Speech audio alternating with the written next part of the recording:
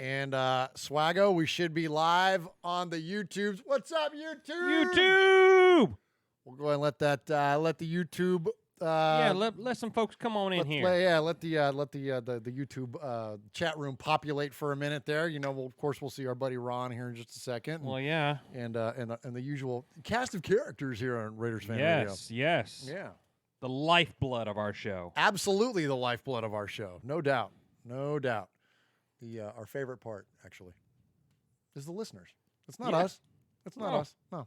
It's Raiders Fan Radio. Yeah, this ain't Raider Swag Radio. This ain't Raider Murph Radio. There we go. There they are. Ron. What's up, Ron? Appreciate you joining us. All right. We ready to hit the button? No, we got Ron. Just man. press the damn button, nerd. All right, Uncle Mosh. Right? Yeah. All right, we go. What's up, Chris Potts? Chris Potts, East Coast Nation podcast represent. That's right. There's a plug for you, Chris. New Jersey chapter of the Black Hole. Well, yeah. Yeah. Absolutely. Oh, I need to put Masha's hat back up there. Oh, yeah, put Masha's hat back up there. Yeah. All right, here we go. What's up, Raider Nation? Welcome to episode number 146, live here on, where are we at? Raiders Fan Radio, live from Murph's Fan Cave.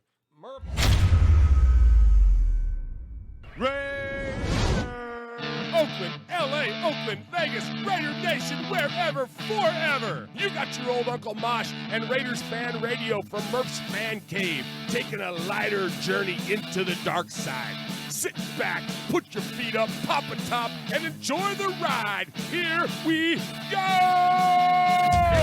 Look left, look right, Biletnikoff, a leaping pass, touchdown! We miss you. Love you, and we'll see you in the Hall of Fame. When you have great coaches, then after you have great coaches, you get great players. You have a great organization, and you tell them one thing: just win, baby. Way up the middle, intercepted Filipiano at the 50, time running down. Oakland football, and I think Oakland victory. The Raiders have scored on the most zany, unbelievable, absolutely impossible dream of a play.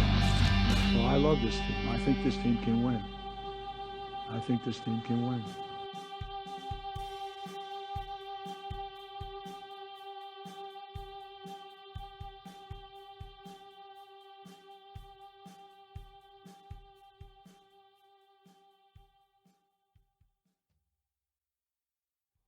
What is up, Raider Nation? Your buddy Murph back once again for what we hope to be a fantastic episode of Raiders Fan Radio, episode number 146 of Raiders Fan Radio, coming to you live, coming at you quick, man, like Max Crosby breaking through an offensive line. Yeah, Swaggo. man. Max. Hey, so welcome to the Fan Cave, the one and only Swag Jeff, the man that adorns the Western Annex of the Southern Annex, or the Western Annex of the Southern, or Southern of the Western, whatever it is. What's He's up, here, Swag? man. He's here. It doesn't matter where he's at as far as the Murph's Fan Cave desk goes. He's here. He's here, and you got first billing because Uncle Mosh is only his hat's here. Yeah, he's MIA. He's MIA. There you go. He's had a busy production week this week, and he's got some other commitments going on. So he's taking the week off, but young Swaggo has stepped in and will fill the co-host role for the night. So I will do my best. I will do my best. You always do a fantastic job, and appreciate you being here. This is like 5 or 6 episodes in a row I've been a part of this. Your wife is a saint. Let me just say that. Yes, I love her so much. Yeah, she's the best. She's the best. She's the best. She let you come play radio once a week. I know, right? Yeah, it's fun. I know. It's a good time. It's great. Here. I'm all about it. I'm all about it. So we were off last week because of the Raiders bye week. You know, we were all riding high off the victory in London against Chicago. The Raiders had a bye, so we decided, this might be a good time to get a break, kind of get refreshed, and then we went to Green Bay. But anyways, let's talk about happier times. Swaggo, one of our favorite things about Raiders Fan Radio is that you can interact with us in a multitude of ways. You can call us anytime, 909-345-3346. Leave us a voicemail. If we play your voicemail on the show 3 times, we refer to you as what we call a made man or a made woman. You can send us an email, which we're going to get to emails later today or tonight. And you can email us at show, SHOW, at RaidersFanRadio.com, or you can join us live here on the YouTubes and be part of our amazing chat room. And you do that by going to youtube.com/Murph's Fan Cave and join into the community there. This is Raiders Fan Radio. We are all about the fans. We are all about Raider Nation, and we have one of the best communities and best chat rooms. And so Swaggo, shout them out. Who do we got in there tonight? We got everyone in there. Mojo Raider, Coach Davis and Harley Raiderette. We got Aaron the Q-Dog Raider, Renegade, Chris Potts, Raider Ramon, D the Sun. We've got the whole crew. Man, that is awesome. Appreciate all of you joining us live. And again, if you want to join us live, check us out, youtube.com/Murph's Fan Cave. And do us a favor, too, while you're there, hit that like button, hit that subscribe button. Yeah, smash the bell. Smash the bell, as the kids say. That gets you a notification on your device and lets you know when we go live, which is, for the most part, every Wednesday night at like 7 o'clock. All right, so a couple of housekeeping notes here. For those of you that pay attention to us on a regular basis, we are going to Oakland. We are. A week. Oh, my gosh. I am so excited. So excited, man. So stoked. It's going to be great, man. So we're headed out for two reasons. One is, you see over Swag's left shoulder there, our check from you. This is not from RFR. This is from the RFR listeners and not Swag Jeff. Yeah, definitely. I don't see Swag Jeff anywhere over here. But no. Hey, I'm with you guys over here. There you go. Where it counts. That's right. So the RFR listeners, you all were so generous and so amazing in helping us in our fundraising effort to come up with $2,000 to donate to the Biletnikoff Foundation. Yes. I actually sent in the official check this week. All right. And then now there's our big fake check that represents the donation on your behalf. And we're going to present that on November 1st at the Biletnikoff Foundation's Crab Fest, or annual Crab Fest. That's on Friday. Then on Sunday, we're going to the game. We're going to go see the Raiders take on the Detroit Lions. It's going to be awesome. It's going to be amazing. Swag's going to be there. I'll be there. Mosh will be there. Cousin Sonny, co-founder of the show. Our redheaded, literally step-cousin Ryan, who roots for the Broncos, but, don't bring that up. Mojo said it's going to be litty like a titty. Hey. Is that PG-13? Yeah, we're all right. Yeah, be all right. Be all right. Yeah, we're gonna have a ball, man. And speaking of Mojo, I think he's hooked us up with spots in Lot D. I think we're gonna tailgate and have a big time. Well, he mentions it later on in his call. He's doing like street tacos, like San Diego street tacos. I know, man. Yes, I'm all about that. It's gonna be awesome. I'm all about that. Our made men are the best. We have the best listening crew, and they're more. Y'all are more than listeners. Y'all are active participants in this show and content creators yourself. And man, they're doing a tailgate. Yes, they're doing a tailgate. We're going to the game, and these guys, Big Raider Trucker, Q-Dog Raider, Mojo. These guys they're all doing this. Are going to participate in this tailgate, and it's going to be a lot of fun. Cannot wait to meet you guys, and thank you not only to them but to everyone that contributed to this $2,000 check that we're about to give, because it's because of you that we get to go and do this kind of stuff and present this check on your behalf. So thank you so much. Thank you so much. Absolutely. Cannot thank you enough. And that's one of the things that differentiates Raider Nation from the rest of the fan bases in the NFL. Like Chuck says on the Fan Club Blitz, no one does it like we do. No one else does. No not. one else does fandom like Raider Nation. And so we're so thankful to all of you and all the support that you give us. All right. So here at Raiders Fan Radio, we always refer our episode number back to something significant within the Raiders' history. And so tonight is episode number 146 of Raiders Fan Radio. And Swaggo is our numbers guy, our resident numbers guy, and always does such a great job in letting us know something significant that happened. And so what do you got for 146, Jeff? So 146. So I had a whole thing lined up. I did. I had a whole thing lined up with our boy Marv Hubbard. Marv Hubbard, fullback from the late 60s, fullback. early 70s. Yes. So 1973, he had a killer year. He played in 14 games and had 6 touchdowns, which equals 146 right there. But tonight. Oh, that's good. Yeah, no, it was good. But then we called an audible because we're gonna pay our respects to Willie Brown. Yeah. To Willie Brown, and so what I did was we tried to stretch it and twist it and all that because we wanted to make it Willie Brown's night. It's going to be a Willie-centric evening tonight. It really is. Here. It really is. We're going to talk Raiders and we're going to talk about games for just a hot second, but tonight is about Willie.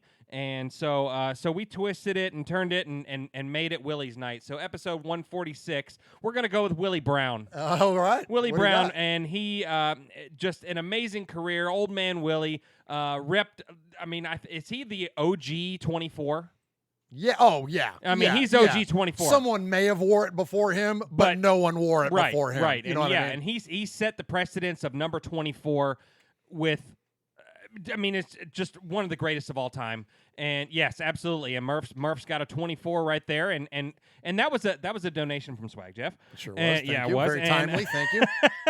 But he had 4 All-Pro seasons. He was in the Pro Bowl 9 times, but he had 4 All-Pro seasons. It's 1968, 1969, 1971, and 1973. And in those 4 seasons, he had in interception yards. He had 27, 111, 2, and -1. And he had 1 interception that went for 6 points. Oh, so, wait a minute. Are you going 146 on me right there? 146? Oh, 146. Oh, that's good. I didn't even think of that. Okay, but yes. all right. Okay, so if you add up the numbers 27. No, it doesn't. 111. No way. 2. Subtract 1 for -1, oh. and then 1 interception, so add 1, and then add 6 points, you get 146. So there you Love go. it. There you go, Oh, 146. that's awesome. This one's to you, Willie. Oh, that's awesome, man. Good job, Swaggo. Thank you. You put some work in on that one, Oh, dude. my gosh. I was crunching numbers. I got my calculator out. I was doing long division. I was doing all kinds of stuff, man, but we got it. That's fantastic. Well, absolutely. We're going to, and as Swaggo said, we're going to honor Willie all night tonight. Just a little disclaimer here at the top of the show. We're going to talk about the Green Bay game a little bit. Yeah. We're going to hit it. We're going to get on to Houston as well. But look, there's a lot of Raiders fan-created content out there. There's a lot of podcasts. Yes. There's a lot of YouTube shows. It's very diverse in opinions and all that kind of stuff. So there's lots and lots of content out there. One of the things that we do here in Raiders Fan Radio that I like to think that we do well is that we honor the past and we honor the mystique of the Raiders. Yes. And when we lose someone of the significance of Willie Brown, I think it's very appropriate for us to camp out on that for a minute. Yeah, we gotta pause and take a look at that because we got to spend some time talking about Willie. So, if you're looking for tonight, and I think those of you that watch us or listen to us regularly, you kind of have an idea where I'm going with this already. But if you're looking for heated debates about whether Derek Carr should have 2 hands on the football or whether he should be diving for the pylon to begin with or whatever, this may not be the place for you. And I'm not discouraging anybody from listening to us, and we value every single one of you. But just know this, that we're not pretend to be analysts. That's not what we're about. We're fans. You're fans. We want to talk about our fandom. We want to celebrate the Raiders. And this is not ignoring something like, look, it was a rough game in Green Bay, but if you expected us to win in Green Bay against arguably the greatest passer of all time, then you may want to rethink that one to begin with. But, sure. But anyways, point being, though, is that we're going to talk about the greatness of the Raiders. We're going to talk about the greatness of Willie Brown. We're going to talk about the greatest characters that have ever populated and worn the silver and black. We're going to celebrate our listeners in the Sea of Fans mailbag, and that's where our focus is going to be tonight. So just know that. So that said, we're going to give a lot of respect. Respect segment at the top of the show. Sadly is in memoriam a lot. Yeah, you know sure. what I mean? We've done it's Cliff Branch we've lost lately. I mean, we've lost some very significant Raiders lately. But Willie is, understated, frankly, in his significance and what he represented as a Raider. So we're going to do a big, long Willie Brown segment. Absolutely. That's just coming. So set that aside for respect. But there is one other area of respect that I do want to shout out. Yes, Jeff or Gibb. absolutely. Hey, man, we got over 5,000 likes on our Raiders Fan Radio Facebook page. Yeah, we do. And that was really cool. Absolutely. We like to celebrate those milestones. Absolutely. And I saw that. And Swaggo, you've done a fantastic job with our social media. Well, thank you. Thank you for letting me be a part of it. Well, yeah. And thanks to you guys. Thanks to you guys at home that are watching and listening and all that stuff and helps, you and I could just sit and talk about this, just the two of us, and we'd be happy and content. But for you guys to pay attention to us and to see what we do and all that stuff, thank you. We love you guys. This is a show by you and for you. You know, you guys here in the chat, you guys make it what it is. You guys send amazing stuff on social medias with pictures and your opinions on things and stuff that it's, you know, you help us make this show. Absolutely. And so this show is for you, and we love you, and thank you. Thank you very much, man. Absolutely. It's cool stuff, man. Seeing those milestones, whether it's in ratings or, you know, again, here in social media, man, that's pretty significant. So we appreciate each and every single one of you. All right, Swaggo, hit that contact info, and let's talk about old man Willie. All right, boys and girls, pay attention. You got your old Uncle Mosh here with an update. That's right. I got some stuff for you. Take out a piece of paper, a pencil, a pen. Heck, use your pocket knife and carve the info into your dashboard as you're driving down the highway. First off, you need to like us on our fan page on Facebook. That's right. Go to Facebook at Raiders Fan Radio Podcast. Don't forget about the Twitter. You know your old Uncle Mosh, he twits now. That's right.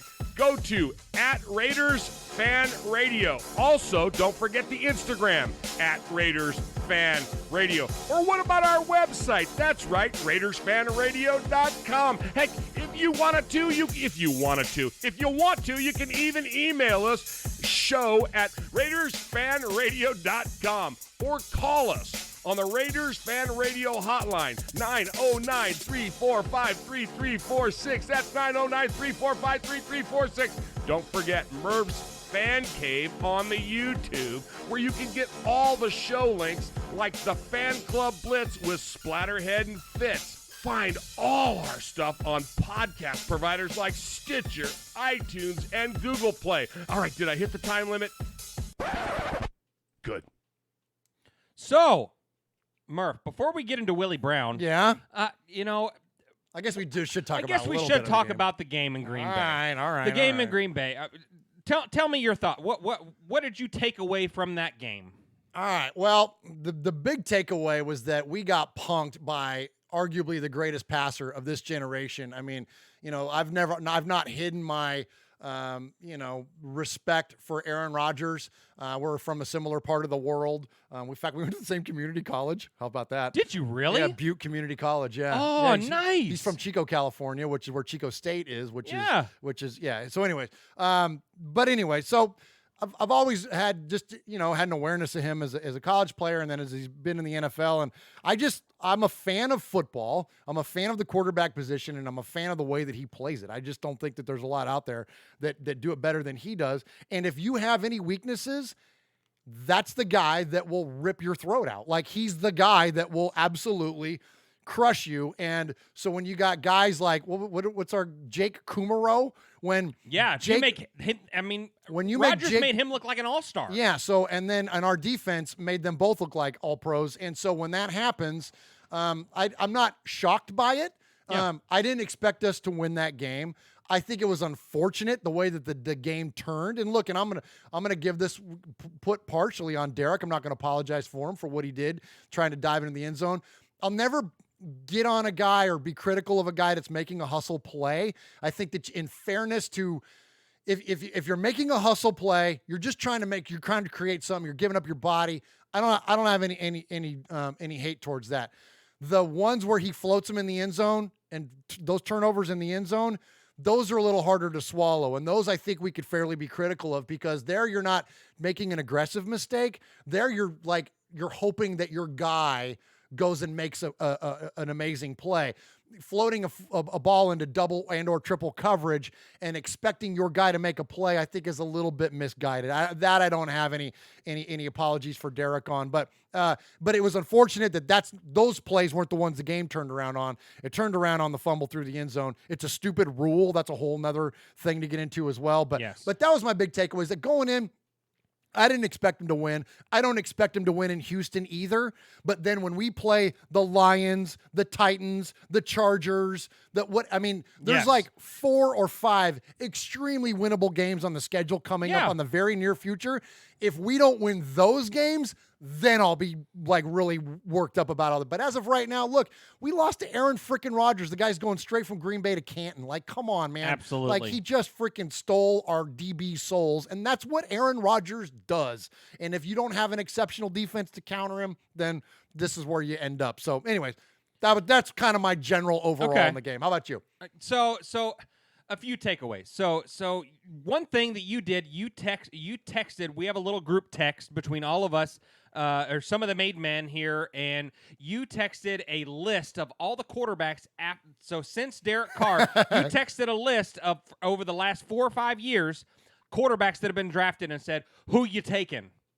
And I mean, Derek Carr's still. Since 2014, yes, the top quarterbacks taken in the draft, there are 2 names on there. Was there 3? It was Deshaun Watson, Patrick Mahomes, and there might have been one more that I was like. Yeah, maybe one more, and I was like, okay, like those guys are what. But other than that, I mean, Derek Carr's the guy. Who do you want, Raider Nation? Look, do we have a playoff caliber quarterback? The answer to that question is yes. Do you have a playoff caliber defense?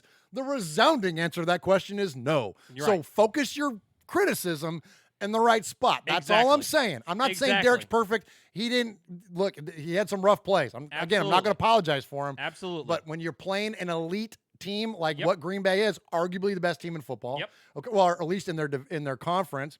So is Minnesota. So is Kansas City. Like, look at our 3 losses. Yes. We're talking about the losses to Super Bowl contenders. So let's keep it perspective. Absolutely. And, I've seen a lot of people, just like the last big loss that we had, Tua 2020, all that stuff. Talking about that. Come on, man. And, but really, how much of this do you put on Carr? Yes, it was a huge momentum swing. We were about to go in and, take the lead or it was right there. We would have taken the lead. We would have taken the 17-14 yes, lead. We would have taken the lead right before the half ended, all that stuff. And, so, yes, you can point at Derek Carr and said, yes, that was a bad mistake. You kind of were the cause of the switch of the momentum. But our defense just got torched. We got tore up. Aaron Rodgers, almost 450 yards passing, 5 passing touchdowns, 1 rushing touchdown. The guy had a perfect passer rating. It was unbelievable. The guy was playing on fire. But if you want to take a positive, I'm always looking for positive. Yeah. And my positive with this was, hey, man, we can still move the ball. Honestly, the game felt a lot closer than what the final score showed. Yes, absolutely. But we were moving the ball with ease. If you look at it, we drove the ball down several times and got close, and then a stupid mistake caused our drive to end. But we were moving the ball. And so, I don't know since the Clay Matthew days. I'm not an avid Packers follower, but they were pretty elite defense at one time. I don't know what they are now, but we were back in the when they went to the Super Bowl and won and all that. Like, they had a pretty legit defense. So, their defense is still fair. It was Charles Woodson for crying out loud. You know what I mean? Exactly. But but even nowadays, their defense isn't. They're not slouches. They're not. No, terrible. they're pretty darn good. They have a 6-1 record or whatever. For crying out loud. They're pretty good. So for Josh Jacobs to run down their throat and to Carr to pick them off, or to pick them apart really up until the red zone, and then you had a guy like Darren Waller who had a pair of scores, and he fell down on that play. Yeah, sure, it's, whatever. Yeah. But All right. I don't know. All right. We're done. We talked a lot about the game for a couple guys said we weren't going to talk about the game. Yeah, right. Yeah, we could go on and on and on about this, but you know what? We're gonna Belichick it. We're on to Houston. We're on to Houston. Yeah. We're on to Houston. Yeah. You go in with a similar game plan with a little bit stouter defense. We got a shot. I've been saying if we win one of these 2 games, we're the talk of the league. Dude, I'm telling you what. If we come back home 4-4 at the Lions, dude, we're gonna be there. Oh my gosh. We could be there for the start of a huge we'll be epic 4-3. run. If we beat Houston, we'll be 4-3. We're 3-3 right now. Okay, yeah, we're 3-3 right now. Yeah. So if we go in with a winning record going back home, oh my gosh. Dude, we're like riding high. We don't want to get. I like. We've talked about it before.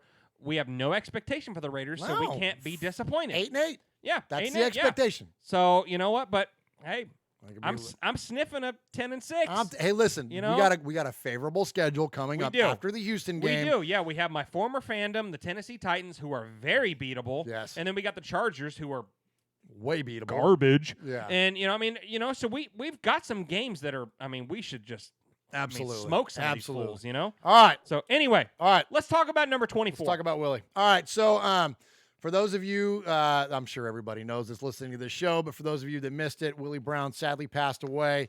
What was it, yesterday? Yes. Yesterday being the 22nd of October. Willie Brown, autographed picture of him right over here over my right shoulder there. That's worth some money today. Yeah, well, sadly. Willie was one of the greatest, man. And so Willie, the Raiders, and we're going to talk a lot about the Raiders and the greatest characters of the Raiders and the greatest characters in the NFL. Willie wasn't necessarily like a great character, but here's what he was. He was very charismatic and probably like one of the best men that ever wore the silver and black. Like, this was a good man. This was a good man in terms of just in family and in just the way he lived his life and the way he mentored people and the way he just, I cannot brag enough about him. But instead of listening to me brag about Willie Brown, let's go to Al and let's listen to Al Davis induct Willie Brown. Now, Willie Brown was inducted into the Hall of Fame in 1984. He retired in 78. So the first year he was eligible for the Hall of Fame, he went in. Willie Brown was by position, arguably the best player the Raiders have ever had. Okay. When you just look at elite athletic ability, just everything, understanding of the game and execution and greatness and big plays and all that stuff, it's really a short list. You could put maybe Marcus Allen on there. You could put, I don't know. You can't even put Kenny on there. Like, I'm talking about like just straight up like amazing, like Howie Long, like excellence at their position. Like, I think it might be Willie Brown. So anyways, so he went into the Hall of Fame immediately as soon as he could. And of course, Al Davis is the one that inducts him. So let's listen to Al tell us about why. I have shared great moments in Willie Brown's life, and my family, my friends, have a strong love and adulation for Willie and his family. Willie Brown came to the Pro Football Denver Broncos in 1963 from Grambling University, where his coach was the renowned and great Eddie Robinson. Willie was not only a great football player, he was senior class president. His playing career in the American Football League and the National Football League spanned 16 seasons as a starting cornerback. 12 of those magnificent playing years were with the Raiders, 1967 to 1978. During those years, the Raiders had the best record, not only in pro football, but also in all the sports. 10 of those years, Willie Brown was All-Pro. He was named the All-Pro cornerback in the American Football League's history. He played in each of the American Football League's All-Star games and in the first 4 AFC, NFC Pro Bowl games. He is the only player in pro football history who has intercepted at least one pass in each of 16 consecutive seasons. He has been in 4 Super Bowls, 2 as a player, 2 as a coach. He had 54 career interceptions. He was born with great physical talent. It was up to Willie to put it to use, and did he ever put it to use? I can remember, as if it were only yesterday, the first time I saw him play in 1963, and from then on, he created a style of play for cornerbacks that has been synonymous with excitement, daring, and attack. It is called bump and run, pressure defense. Willie Brown has a special place in the hearts of the Raider organization, and especially the teammates who wore the famed silver and black. He wore those colors with pride, he wore them with poise, and he wore them with class. He was a star among stars. Yeah, so to kind of follow what Al said right there, he really is the true resemblance of a true Raider. Yeah. So this guy coached several. How many players did he coach? He's a defensive backs coach through like 88, I think, right after he retired. Charles Woodson got a lot from him and all that stuff. Oh, yeah, he was, I mean, this guy really epitomized what it meant to be a Raider. Absolutely, and it's Raider for life. And this guy stuck around forever to teach these young kids what it meant to be a Raider and what it meant to be a cornerback for the Oakland Raiders. Absolutely. And, that's one of the things I think that gets missed a lot about Willie is that he was the ambassador for the Raiders. He represented the Raiders and I don't want to take thunder away from our callers because a lot of our callers tonight referenced the history of Willie Brown. But basically, he was the guy that, if someone had passed away, he would represent the team at the ceremonies. He would represent the Raiders.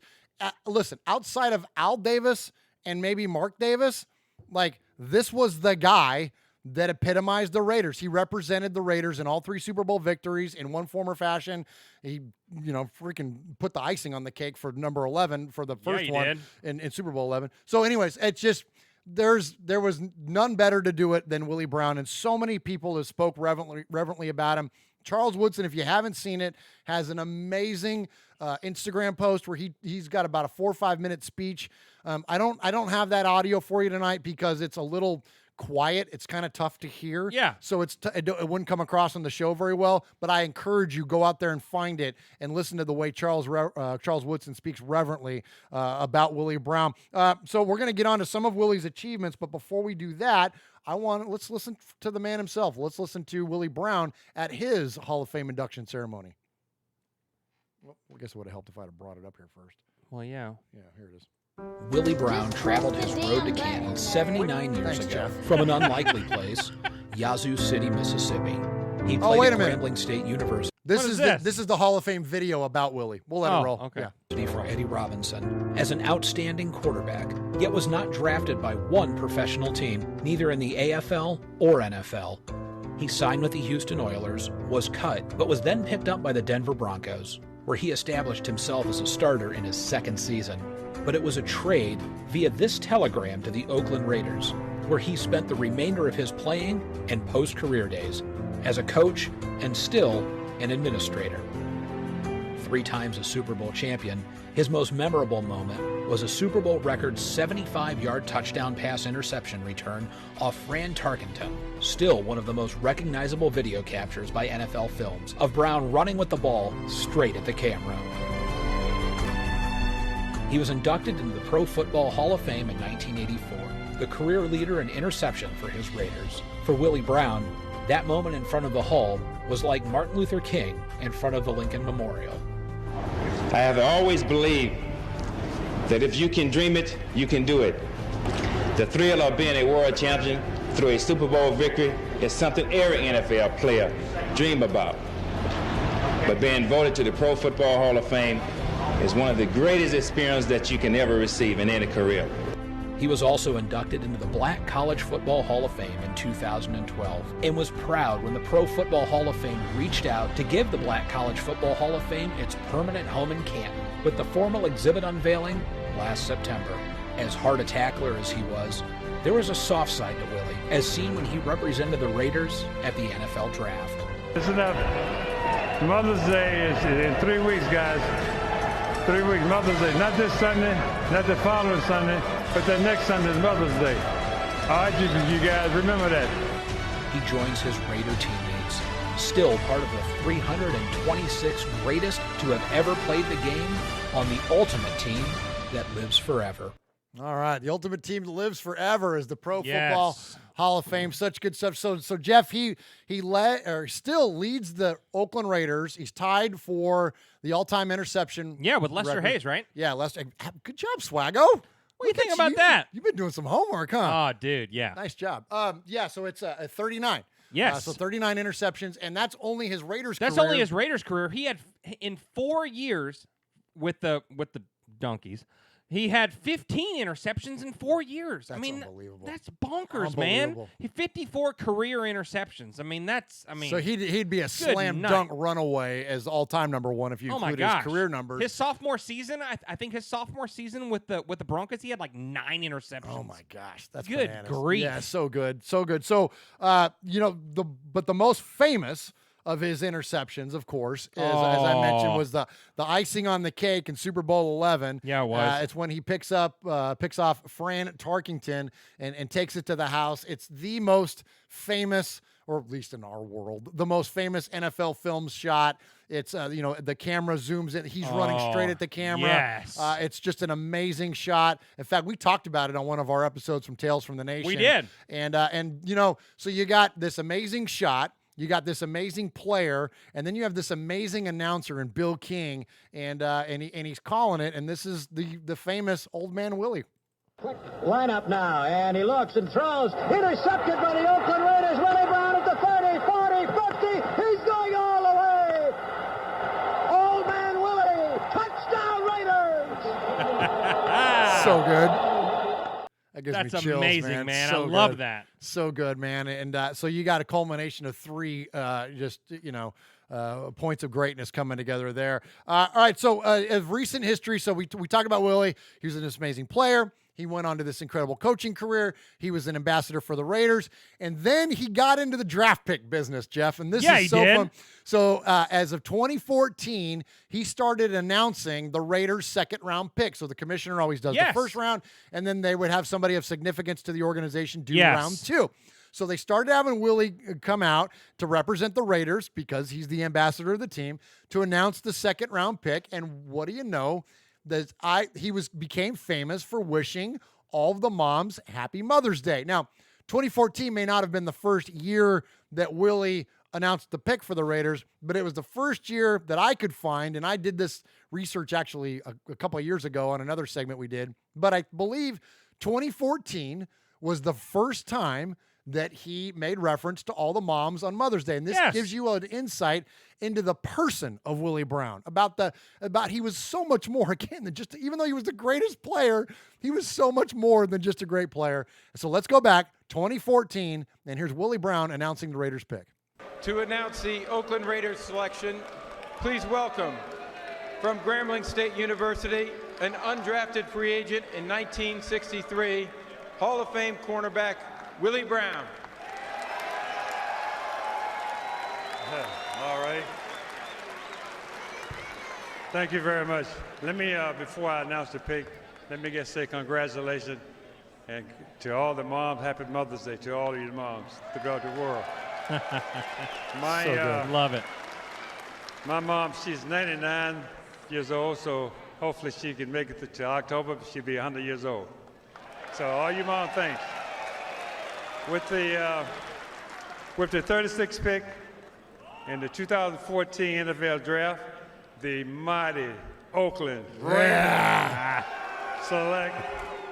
Yeah, I know you love us. Derek Carr, quarterback, Fresno State. How about that? There you go.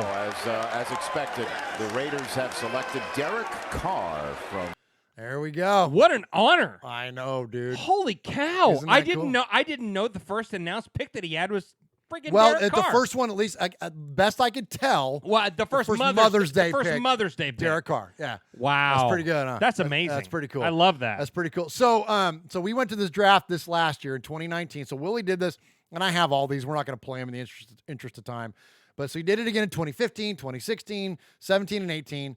But then last year, we were at the draft, 2019 draft. Yeah. I took my boys specifically, or one of the specific reasons, a lot of reasons I took them to the draft, for crying out loud. Well, But yeah. I prepped them. Look at the fan cave. There's a million reasons right here why you would take your boys to the draft. Right? Good grief. Right? Okay, fair enough. But one of the things I prepped them for was that Willie Brown announces the second round pick, and that he wishes all the moms happy Mother's Day, and I kind of told them the whole story. Well, then there we are, and there's no Willie. Yeah. There's no Willie. And yeah, I think that was kind of the first sign that, maybe something was going on, Something was going on. But look, it was an awful nice consolation prize to be able to witness, right there in the as close as we could get, the second most famous 24 for the Oakland Raiders, and that is Charles Woodson, come out and make the pick on behalf of the Raiders, and while doing so, celebrate the legendary Willie Brown. So we're going to close out our Willie Brown segment as this. So Swaggo, hit our audio after we hear Chuck. Yeah. But this is just, man, we've lost a lot of great ones, man, and sadly, these guys of the 70s and 60s are getting up there a little bit, and look, we all got a date, man, and so we all got a time to go and spend with the Lord, but it's just sad, man. It's just this is one of those ones, man, that kind of got me. You know what I mean? Like maybe more so than I expected it was gonna. Absolutely. When it kind of creeps up on you, and so sadly, so we just pay all the respects to Willie Brown, all the condolences to his family, and we just want to give major respect to his legendary career. He will not be any time forgotten, and as long as we're doing a podcast, we will focus and celebrate on the Raiders' legendary players, and Willie Brown is on the Mount Rushmore, frankly. So we'll go ahead and play this one last one from Chuck, and then we'll get on to the next segment. Please welcome from the University of Michigan, 1997 Heisman Trophy winner, Go Blue, 9-time Pro Bowler, and Super Bowl 45 champion, Charles Woodson. Raiders! All right, now hold on. First order of business. In keeping with tradition, you know this is the way Willie Brown would want it. Nice. You guys, Mother's Day is coming up. Don't forget about your moms on Mother's Day. Call her, take her out to dinner, buy her something. Don't forget about moms. So happy Mother's Day to all the mothers out there, those that are here, and those that we have lost. Willie Brown, we love you, baby! Now let's get down to town business right quick. Full ascot, Charles Woodson. With the 40th pick in the 2019 NFL Draft, the Oakland Raiders select Trayvon Mullen, DB Clemson. You're on deck, Trayvon. Yeah, you are. Next man up, bruh. Next man up, bruh. That's it. Hey, before I hit the next tag. All right. So I got a guy. You got a guy? I got a guy, man. Oh. So wait a minute. I got a guy. You got a guy. You got a for real guy, right? I got a for real guy, and his name is Max Crosby. Max. Well, yeah. Well, pay attention to this one, chat room. Yeah. Like hey, like this tagline. Hey, Raider Nation, this is Max Crosby from the Oakland Raiders. And goes down, and Max Crosby, who forced a fumble last week. You're listening to Murph, Mosh, and Swag Jeff on Raiders Fan Radio. Thank you so much. Just win, baby. You got a guy, Swaggo. What do you think about that? I think that's old pretty cool. Swaggo's coming through for Raiders Fan Radio. What do you think about that? Yeah, you did. Hey, and we're not going to interview him. No, we're not going to interview him. Because we like him. He just sent us a soundbite, brother. Yeah, we ain't gonna interview him because we like Max Crosby and we don't want him to get cut. That's right. Yeah, because he's had a sack, I believe, 3 games in a row. Absolutely. Sure he put Aaron Rodgers on his behind. I sure did. Yeah, man. So yeah, we're all about that. Max Crosby, thanks for the shout out. We love you, brother. Yeah, man, appreciate that, Max. Absolutely, and good job, Swaggo, on that. And yeah, so if you keep up, we're 5 for 5 on getting Raiders cut as far as that's why we're not going to speak to him directly. No, we're not going to interview him. All right. So speaking of characters, which Max Crosby is like one of the modern day characters of the Raiders. I'm sorry to interrupt. Please, no, shout him out. Go for it. Oh yeah, we got Mojo, we got Raider Ramon, Ron the Mater Raider, Wyoming Raider, Roach, Aaron the Q Dog Raider, Big Easy, Todd Clements, Watts Raider, and Aaron the Q Dog Raider says, "Hey Swaggy J, why don't you interview Arden Key?" Deal. Okay. Yeah, deal. The way he's That'll playing. work. Yeah, absolutely. Boy, Aaron went all Custradamus on that one. Oh my gosh, he's been saying forever that Max Crosby was going to outshine Arden Key, and I'm like, no way. Dude.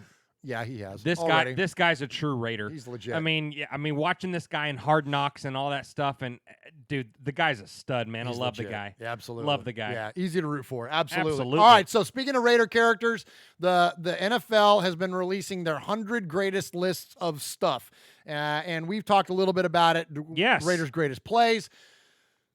One of my favorite things, I'll speak for myself. My favorite things about the Raiders is the characters of the Raiders. I've mentioned before on the show that the Raiders of the 70s, I'm of an age that I was a kid in the 70s, or young kid, young kid, but I was a kid in the 70s. I was a kid in the 80s too, just for a minute. But so I try not to show my age, but Yeah, you're old, bud. Thanks. Come on. You're I'm old, man. I'm sending you softball after softball. Sorry about that. I was looking at the chat. I'm like waiting for you to yoke one out of the park over there. You old son of a gun. All right, thanks. So anyway, but the Raiders of the 70s were like superheroes to me, man. Whether it was all these guys behind me. That was before I was born. Heck yeah, it was. So, oh my gosh. Freddie B, Willie Brown, Assassin, Snake, Mad Stork, Villapiano, the Foo. I mean, you name it, man. All of them. They're literally like superheroes. And so, the NFL released this list of the 100 greatest characters, and don't you know there are 10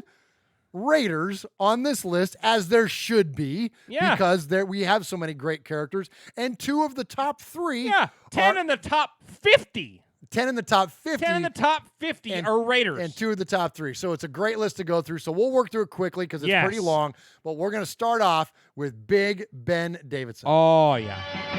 Big Ben, we call him Tick-Top. He was a physical specimen. He went a little bit beyond the normal playing style. He was intent on intimidating, certainly me and every other quarterback. He did some unsportsmanlike things to this quarterback anyway. That's just the way I was taught to play football. That's my story, and I'm sticking to it. I love Ben Davidson, not only because he sounds like Wyoming Raider, who is a caller to this show. Well, yeah. But, the rule, Jeff, in the NFL, that you're not allowed to hit a player after the whistle, that's the Ben Davidson rule. Well, yeah, it is. Mm-hmm. Well, yeah, so the first Tales from the Nation that we did, we talked about the Heidi game, and I mean, Ben Davidson was all over the Jets. Absolutely. He was all over Namath. He was all over the backup, whoever the heck that was. But, I mean, that was the play that closed out the game of the Heidi game, is he threw the backup to Namath, threw him to the turf, man. Yeah, killed him. So yeah. Absolutely. We love Ben Davidson. Ben Davidson, he was in like Conan the Barbarian and a bunch of stuff. Yeah, and he was in like Miller Lite commercials or something like that. He sure was. Yeah, Ben Davidson was great, man. Ben Davidson. So anyways, want to celebrate him. All right, next up, we got number 48, and that is the aforementioned Mad Stork. Old kick him in the head, Ted. Nice. Hello, I'm Ted Hendricks of the Los Angeles Raiders. Ted Hendricks, amazing character. Ted pulled up in a limo at the Oakland Airport Hilton, where I was staying my rookie year, and said, "We're going out." You knew you weren't coming back. You went across the San Francisco Bridge and you just weren't coming back. There's a Renaissance fair every year in California, and I like to collect a mask every year. I'll wear them driving down the street in the car, and you get some very interesting looks from different people, kind of like stare at you. I wonder what kind of human beings behind that mask. Ted went where Ted wanted to go. That was the magic of Ted Hendricks. Great stuff there. We got to hear Howie Long in there. Yeah. And it's funny, though. So we've told this story on this show before. In fact, we had Ted Hendricks' sister talk about the story about him riding the horse in. Remember that? Remember that? That was not long ago. So that was great. So he's absolutely one of the all-timers and Hall of Famer in his own right. All right, next up, Jeff at number 46. Hey, you guys! 6'8", 280, totally chiseled. You know how big that is? He had the number 2 tattooed on his fingers. And he would say, "What day is it today?" Tuesday. So Tuesday was his night out every week. And maybe Wednesday you might get him. Woo! Yeah! Go Raiders! Tell me when we're rolling. We're on right now. We're rolling? They're filming the movie North Dallas 40, and then Tools went down there just to be a stand-in. And all of a sudden, he starts acting. Next one was Caveman with Ringo Starr. Then he goes into the Goonies. Hey, you guys! It was just a great teammate, hard to goal. Hey, just go ahead. When anybody ever talks about him, I say he was a classic. Man, John Matuzak was one of the best, and one of my favorite things is we've done on the show too about he talks about the offensive linemen of some of the other teams. He knows what cologne they wear because he's in such close proximity to them, and then he identifies that a few of them They don't wear any cologne. He always cracked me up. And of course, he was amazing as Sloth and Goonie. So, and an amazing player. Like, it just, anyways, Tooze is one of my all-time favorite. Like, you can't get a bigger character than John Matuzak. And even Stabler in his book, Snake, talks, about being the keeper of the twos is an entire chapter. And it's fantastic. All right, next up, we got, speaking of the Los Angeles Raiders, as Ted Hendricks did. Yeah. Let's go to Bo, man. Bo knows, number 39. Bo Jackson was a mythical figure to probably a lot of people my age. Probably the coolest player to watch. Bo, I mean, larger than life again. And then you had this big brute, Bosworth. Sort of got exposed by our Bo Jackson. From the 2, here's Bo. And here goes Bo for the touchdown. He and Bosworth one-on-one, and Jackson just jumps him into the end zone. I think it was just for, who's the biggest, the baddest, and the toughest. Bo was. Not just the Nike campaign with Bo Knows, but it was the baseball with the KC Royals, and he lived up to the hype. Especially when he was with the Raiders back in them Tecmo Bowl days, He was just somebody that did things that we never saw before.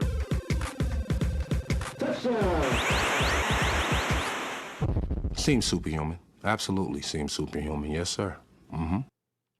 One of the things about Bo is that he wasn't like this crazy, like wild figure like Matuzak and some of these other guys were, but that was at the heyday, or not the heyday, I don't even want to call it, but like that was on the early end or the beginnings of like marketing players. Yeah. Right? Like if you think about the whole Bo Knows campaign with Nike, yes, the Tecmo Bowl, like he was elevated into this like mythic type figure because of not only the marketing around him, but then he really was like legitimately one of the best athletes to have ever like walked the planet. How much of an awareness did you have? Now you're on the younger end of things. Like, you were a kid. Were you even? I don't think I ever even played Tecmo Bowl. No, no, I didn't do that. But if you want to talk about Madden cover athletes and stuff, this guy had his own game.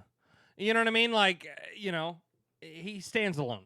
Yeah, absolutely. And I'm trying to find. I put up a picture not long ago on our social media. I met Bo Jackson. Yeah, you did at a golfing out. Yeah, sure golf did. Outing, yeah, right? like over the summer, I met Bo Jackson and throngs of people around him still to this day. Like, he just absolutely commanded a presence that was unlike anybody else that was out there. It was a pro-am. So there was a lot of other celebrities out there, and he absolutely commanded the biggest crowds. It was pretty impressive. I'll see if I can't find that picture, and I'll hold it up here during the next one.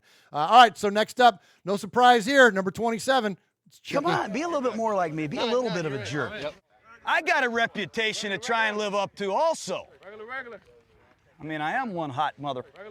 But there's also the nice, pleasant John side, the TV guy, the happy-go-lucky guy. I love it. I sit in my office and I just shake. I get so excited. Bang! Yeah! Boom! Get out! It's okay. It's all right. Is that what you want to hear? No. You gotta know one thing, man. This is the last shot right here. You know what I'm saying? And you're either gonna explode onto the scene, or you're just gonna be like a. If you're nice to these guys, that doesn't work either. You might as well be an ass. This is exactly what I am. Huh? Look at a cartoon. Knock on wood if you're with me. Come on, I gotta take a leak. All right, knock on wood if you're not. Hey, I got one thing to say about that. All right, go ahead. We're running out of time. My life is running out of lifespan. Yeah, it is. So hey, real quick, before we talk about Gruden, here's a fat Murph with Bo. Oh, yeah, nice. There's fat Murph with Bo. You pudgy Murph. I know. Look at that belly.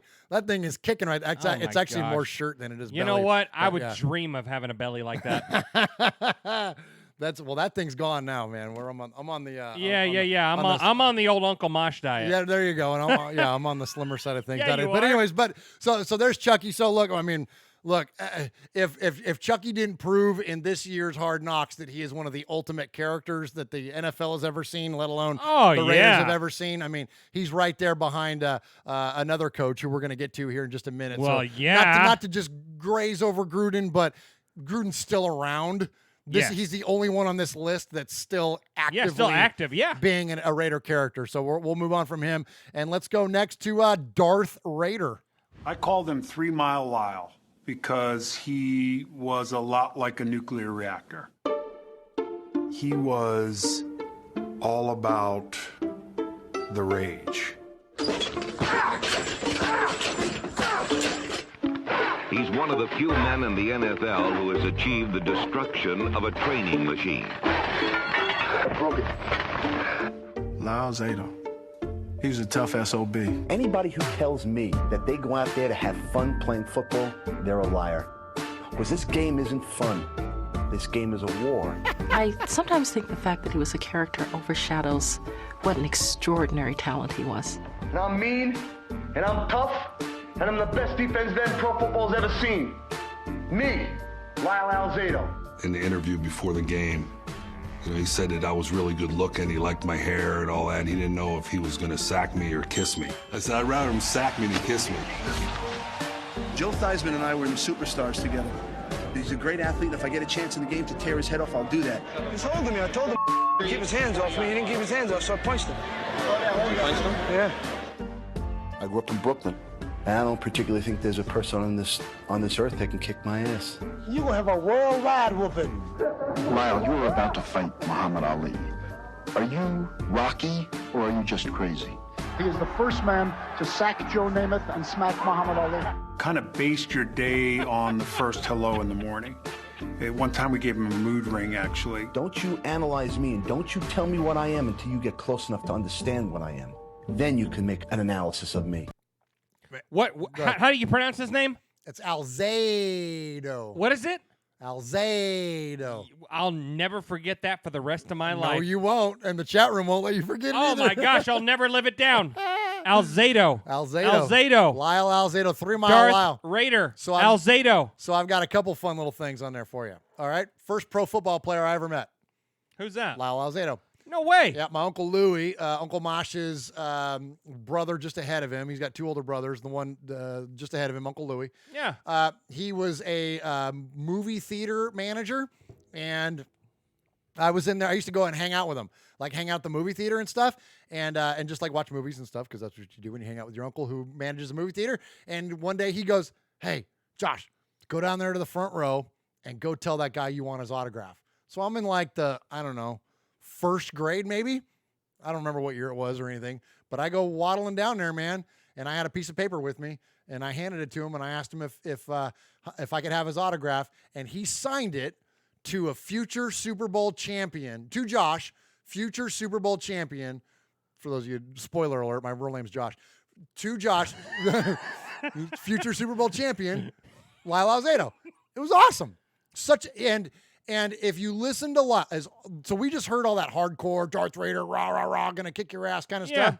But you know what? When you listen to him in other interviews and you hear about his greatest accomplishments in life, it's not winning Super Bowls. It's not sacking people. It's the difference that he made. I'm getting chills right now. Seriously, like for real chills. Wow, look at that. The difference in lives that he made for kids when he would visit hospitals and he would donate to different foundations and all that. That's the most significant. Oh, I got chills. That's awesome. That's what Lyle was all about. So I'm all about that. He was this crazy, gnarly dude that was incredibly kind to kids, and I'm one of them. So I can attest to that. And he was just one of the absolute all-time greats. All right, next up. Hey, do you still have that autograph? No, I don't know where it's at, man. I lost it a long time ago. We need to go to San Jose and find it. I know, right? Yeah, well, I'm sure it's bumping around somewhere. Maybe on my mom's or something. I don't know, but yeah, pretty cool stuff. All right, so next up, let's go. Jeff, are you just here so you don't get fined? I'm just here so I won't get fined. How about that this guy wore number 24 and is number 24 on this list? Yes. You kind of shy. Nah. You just don't want to talk, really. I'm just about that action, boss. Depending on how you view Marshawn Lynch and his behavior at press conferences, interviews in the locker room, he's not there to play anyone else's game but his. And his game is football. Pushes the man, 35, look at him go! And on the field, he was one of the best at that game. Holy catfish! Marshawn Lynch says, get out of my way! Oh, it looks so good! It must have came from the stars Personality-wise, he was amazing. Everything out of his mouth is beautiful. You know, he's sort of a Yogi Berra, if you will. DJ Hooshmazoo. DJ, who's your mama? Hold on, tell them what channel we on. Oh, this channel 83 pay-per-view, man. Only pay-per-view. Hold on, how they subscribe? You gotta be blessed. You heard it. You're welcome. I think if you're a professional football player and you're working your butt off on the football field, the idea of putting on a suit and sitting behind a desk and answering questions politely should feel a bit absurd. And I think it's that absurdity that he's sort of, you know, calling out. It don't matter what y'all think, what y'all say about me. He didn't like all of the hype and the hoopla and what he would think of as BS in a lot of ways. You know, he was quiet, but he was making he was speaking loudly. I'm here so I won't get fined. And I'm just here so I won't get fined. I'm just here so I won't get fined. Repetitive as it may sound, there's something really imaginative about the way that he answers questions. Marshawn, can you describe the 79-yard touchdown run? Thanks for asking. How about the stomach issue early in the game? I appreciate you asking about my stomach. Thank you. Hey, I'm just here so I won't get fined. I think Marshawn Lynch is one of the most legendary characters in the history of the NFL because he did it his way. He had magical moments on the football field, and he took care of his people. What are you doing for Christmas? Christmas? I mean, I got to get to Thanksgiving first. I'm going to give out turkeys back in the hood. I'm with you. You want me to come? You will?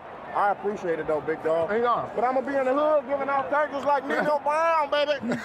Like Nino Brown, trying to restore my community. That's amazing. He's the best. It's He's just about that action ball. About that action ball. Some of my favorite though, and it's long, so we can't play it here on the show. And it's even though it's bleeped out.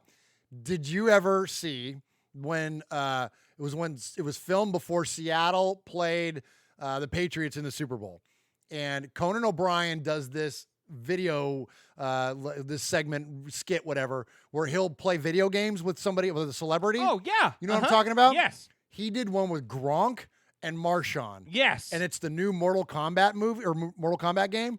Yes. Dude, it's epic. Have you seen it? Oh, yeah. Oh, it will put you in tears, Raider Nation. Yes. If you haven't seen it, go look up Gronk, Marshawn, play video games with Conan O'Brien. You will cry. It is the funniest dang thing. Marshawn, it's one of those times where you really see his personality come out. He's not just being quiet, so he's not just there so he doesn't get fined. He's letting it fly, man, and he's just absolutely one of the all-time best. All right, so these next three are really kind of populate 3 of the 4 on my Mount Rushmore. Oh, yeah, and the GOATs. especially numbered. He's number 21 on the list, but he's number 12 in your program, and he's number 1 in my heart in terms of Raider Nation, and that's Snake, man. Everyone refers to the Raiders as the bad guys. Are you? Yeah, and I like that image. I think a lot of our players like the image. If that's the way you have to play to win, then that's the way we play. I mean, that's why you like the Raiders, man. Kenny Stabler was up shooting pool and drinking at 2 o'clock in the morning before the game. Everybody's metabolism is different. Some people need 8 hours. Some people need 3 hours. I don't really need an awful lot of sleep, and I would read the game plan by the light of the jukebox sometimes.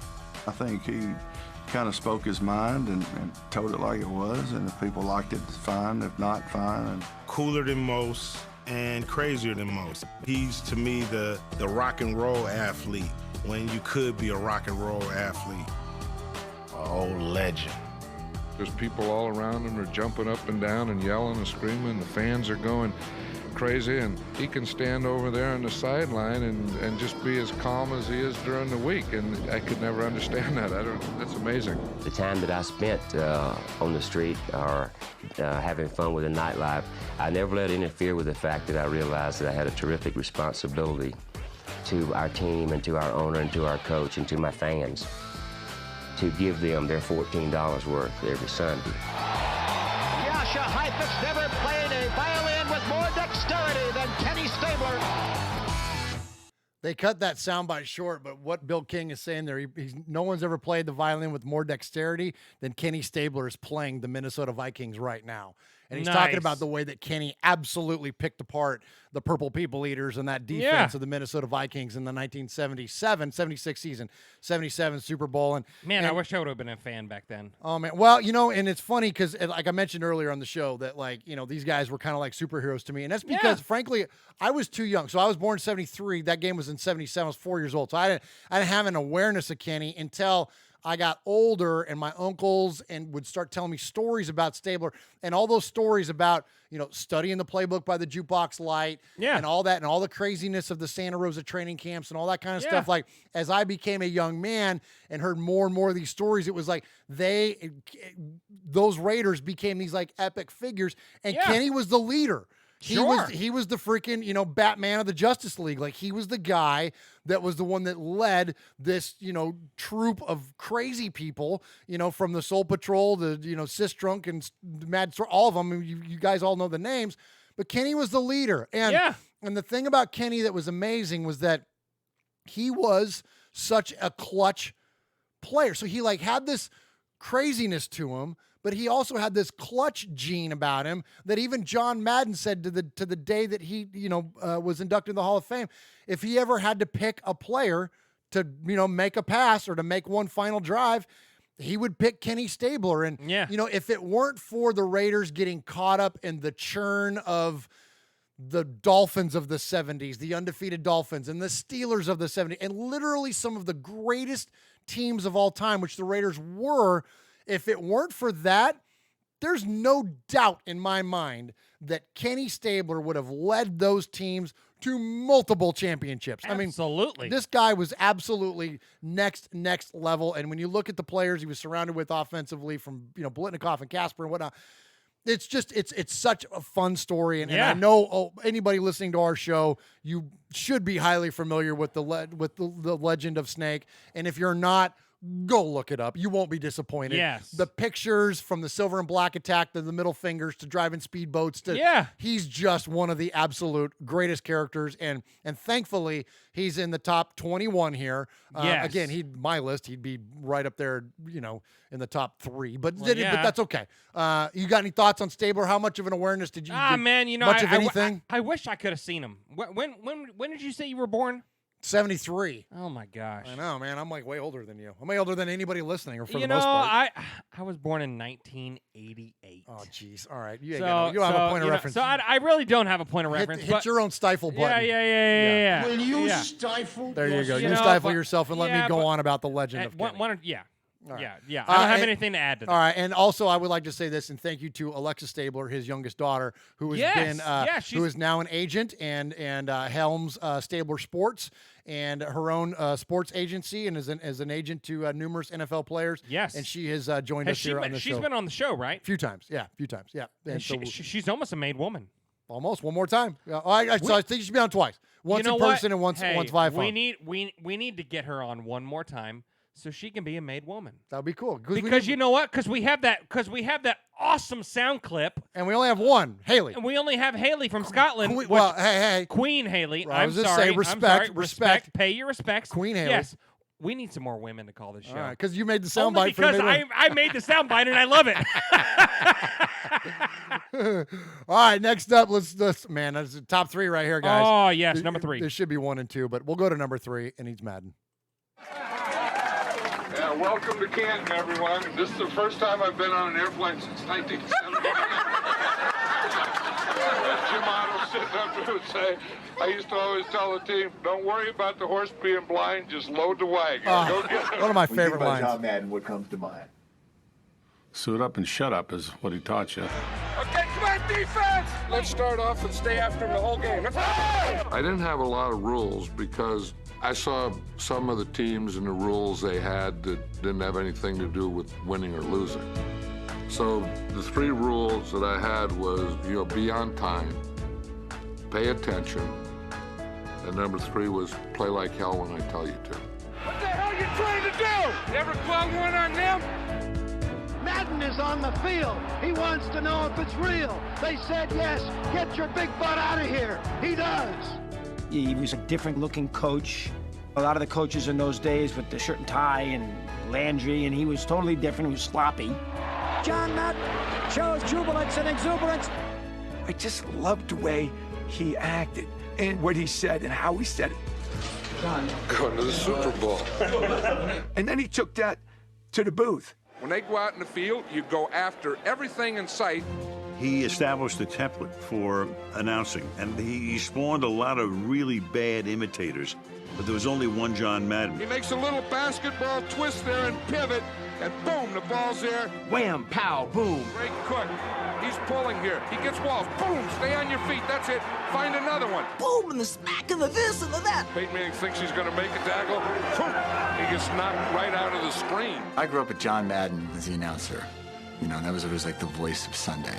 This is a father bucket. This is a mother bucket. And since the last game, they had a baby bucket. So this is a baby bucket. I guess that clears up the question as to whether they're married or not. It was amazing to me how much I understood when he was talking about it. It was something that was so alien to me. And the way that he broke it down, I feel like I understood so much more football from John Madden. Boom, we cross him. The left goes to the right goes to the left. This guy crosses here, he crosses here. They have no idea where we are, who we are, where we're coming from, or who we're throwing to. Very interesting. Oh, here's a picture of one. Turducken. Yeah. Picture. That is it. And you see, you cut it like right down here. Authenticity. He was the same guy. No matter where he was the same guy. And I think that all the viewers knew that's who they were listening to. Then the minute it's over, you got to pull the pants up. Now, wait a minute. I'm the most... John Madden was the ultimate character, right? As I was saying, light beer tastes great. That's, to me, this is where it all starts. You see the, seven-man sled. Boom, drive. And then you just ride it the whole thing. Number one, people who follow and love the game respected him greatly as a coach. John Madden's grin is from ear to ear. He looks like a slit watermelon. He was an iconic broadcaster. He was going like this. He was putting his hands down. I said, that's not a move when you're introduced. You don't do that. And then in addition to that, the guy behind one of the great video games in the history of video games. Yeah, it was. John's really had 3 careers, and they've all been amazing. He could have gone into the Hall of Fame on any one of those levels. I was in Canton the day he was inducted in the Hall of Fame. He was not afraid to let people know just how thrilled he was. I can't have it. And it was one of the coolest memories I have. This has been the sweetest ride of them all. Thank you. All right, good stuff there from Coach Madden. I forget who it was. I think it was Al Michaels there in the clip says, yeah, he's had 3 careers. I say 4. He was Coach Madden first. Then he went to the booth.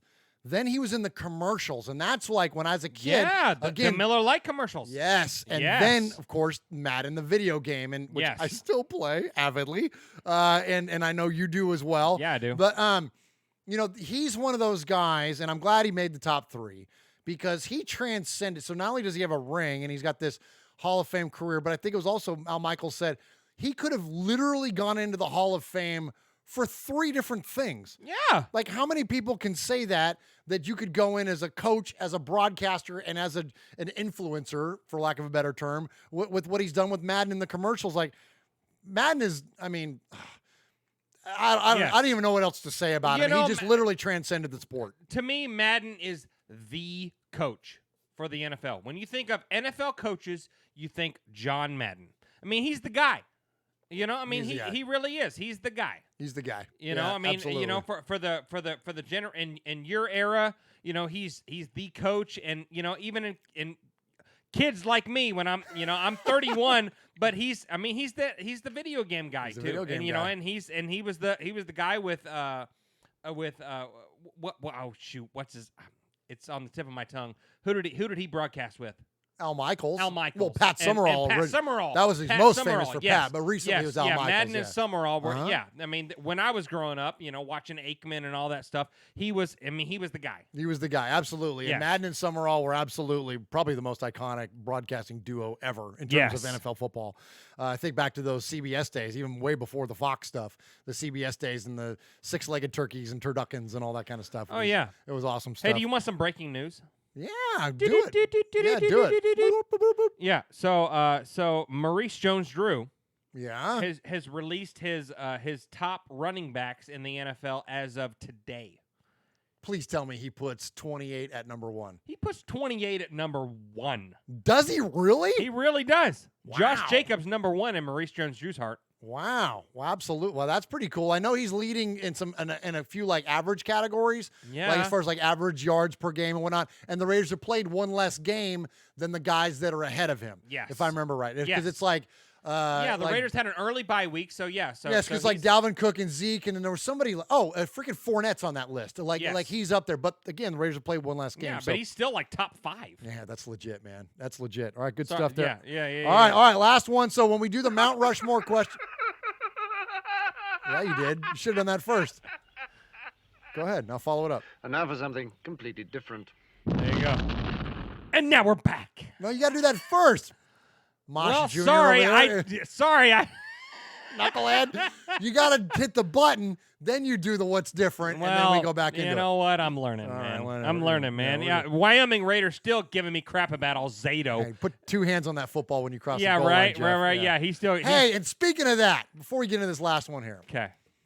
If I hear one more person say that Aaron Rodgers punked the Raiders by holding the football out before he crossed the goal line, by showing Derek Carr that this is how you do it, I'm not going to call you a bad word. I'll just say you're misguided and you're misinformed, because if you don't watch football, then you don't know that a lot of quarterbacks do that, including Jared Goff in the Rams game. There are tons of quarterbacks that take the football and extend it out in front of them before they cross the goal line. Because guess what? As soon as the nose of that football crosses the goal line, then it's automatically a touchdown. That wasn't Aaron Rodgers punking Derek Carr. No. Please. That's just what they do. That's what quarterbacks do. That's what they all do. Shut up. Stifle yourself. Hit it. Yeah. Will you stifle yourself? Hey. Yeah. Get one more. Stifle yourself? Yeah. Hey. Get one more. Will you All right. That's enough. All right, That's enough. of that. That's enough. All right. Should be number 1. Should be number 1. Instead, we got Joe Namath. But all right. Hey, whatever. you know what? You know who should be number 1? Who should be number 1? You know what? I was listening to. We love sports radio. Love it. We love sports radio. Yes. And you know what? One of our favorite sportscasters gave the number 1 guy a shout out. Oh yeah? He sure did. You want to hear it? Well, yeah, play I've it. got the sound clip right All right, here. do it. Oh, my buddy Murph. He's not just consistent, he's a man of his word. There he is. How about that? Number, Thank you, Rich Eisen. Yeah. He's You number got a 1. lot of- He's number 1 in our hearts. It's our buddy Murph. You got a lot of guys tonight, Swaggo. I do. I got guys for days, That man. was pretty cool. Yeah. What'd Max you- Crosby and Rich Eisen. Do that again. That was cool. Oh, my buddy Murph. He's not just consistent, he's a man of his word. I like it. You man. heard it I here like All first. right, absolutely. That's you good heard stuff. it first. All right, here we number go. Number 1 is Murph, and number 2 is and number 2 is who? Well, it's not Joe Namath. It's Al Davis.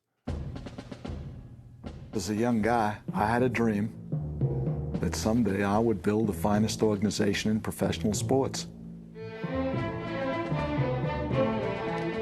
Al Davis was probably the single greatest force that the NFL has ever had. You know, when you met Al Davis, it was like meeting, Frank Sinatra or somebody. Just win, baby. The pride and poise, the commitment to excellence, everything he talked about, he lived about it, he brought daily. The Godfather. Me growing up in the Bay Area, Oakland at that time was sort of a gritty place. We always felt like we were the stepchild, and so you had this attitude. And Al sort of embodied that fight. The prime thing is you have to win. You have to win. Otherwise, you can't be a success in professional football. Let's go.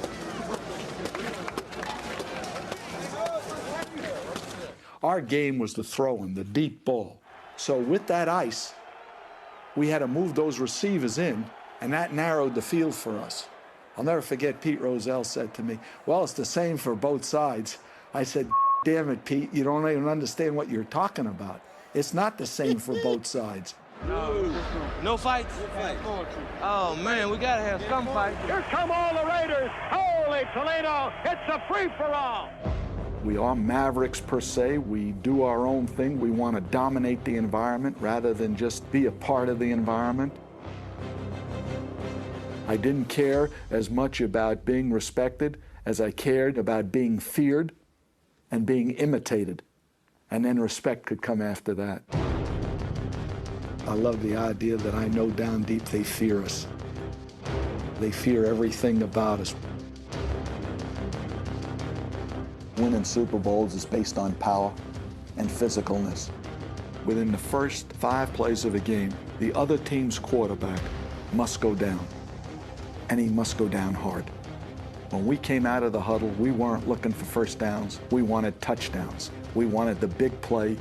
It's like having the bomb and being willing to drop it. The great rivalries continue.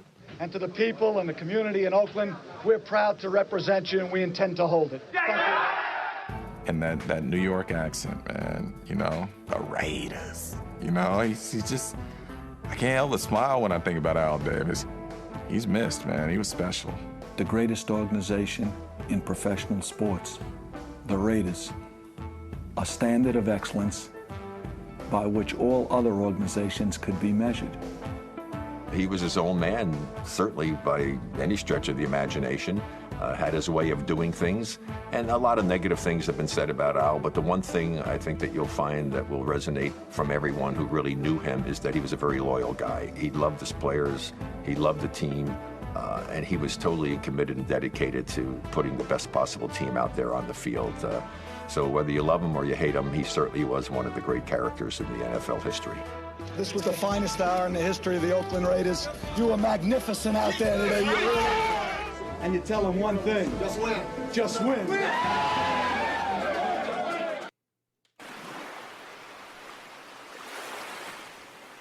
he is, baiting, looking. He's under the gun. He's tied, he throws. It is.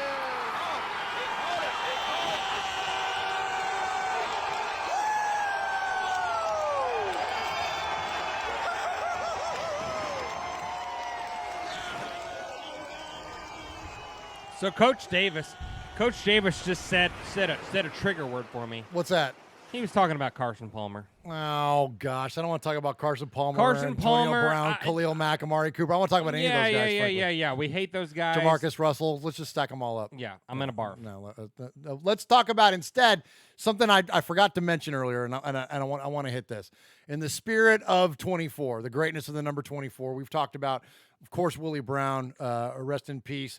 We've talked about Charles Woodson. Yes. We've talked about Marshawn Lynch. Our new 24 is Jonathan Abram. And for those of you that missed it, before we get to see a fan, and I forgot to play this earlier. Oh, we're going to do that. We have to play it. We have to play it because it's one of the greatest of all time clips. It ever. is. He went legend this week. So yeah, he did. We love him as a player, although we've only seen him play one game. But he, in this spirit of characters and great characters of the league, Jonathan Abram is jumping up early as far as one of the with him and Max Crosby, I feel like we're kind of returning to the character of the Raiders. Yeah, and what so, the Raiders are all about. Yeah, man. And so check this out. This is on the Left Coast Show. Jonathan Abram goes legend. No, I don't eat hot sauce.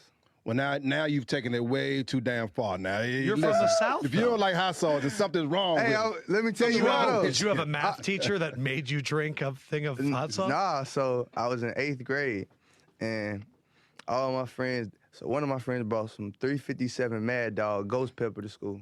It's like one of the hottest hot sauces in the world. School has ruined all food for you. Man, listen. So they bet me $1,000 if I could drink a teaspoon of it and go 10 minutes without drinking anything. What? How much money? Where are these kids getting all this? What type of school is this? This is one of those expensive private schools. Nah, hell, it's a 2A small school. It was like everybody put in on it. It was like $100. Okay. Everybody put in like $100. And so, man, I didn't even get a teaspoon because like we didn't have a spoon. So I put it on a Dorito chip, like covered the Dorito chip. Eat it. Nacho or Cool Ranch? It don't even matter. Okay. Man, after like 2 minutes, the hot sauce was so hot that they gave me the day off from school. Wow. Really? Wow. I had to go. You're crying. Your mouth was watering. I put mayonnaise on my skin. I felt like my skin was burning. I was drinking milk. I clogged the toilet up, put ice in it, and had to sit my ass in it because like my balls and my ass. What just happened? This is the hot one Dorito. One Dorito. Pepper. From the hot sauce. The hot sauce, yeah. And since that day, I have not eaten hot sauce, no buffalo wing, no nothing.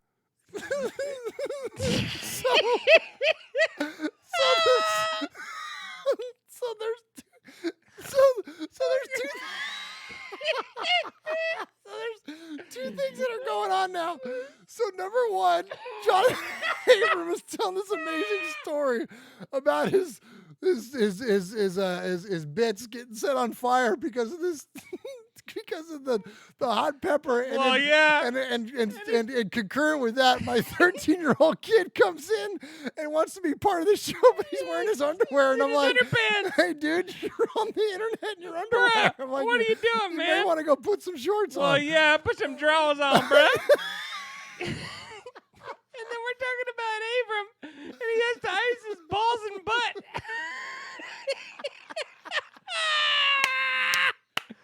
Oh my gosh! I'm dying over here. Oh my gosh! It's so funny. Oh, it's amazing! So funny. It's All amazing! right. It's amazing! Oh my gosh! Jeez, Jonathan Abram, you're a goat, man. you are a goat. Hey, He went dude, legend right there, dude. Straight up. Hey, and you're wearing an Abram jersey right now. No, this is my blacked out Willie Brown 24, dude. Oh, is that what it is? Yeah. Oh, okay. Well, Yeah. he reps 24 well. Oh, absolutely, he does. Yeah, he does. Yeah.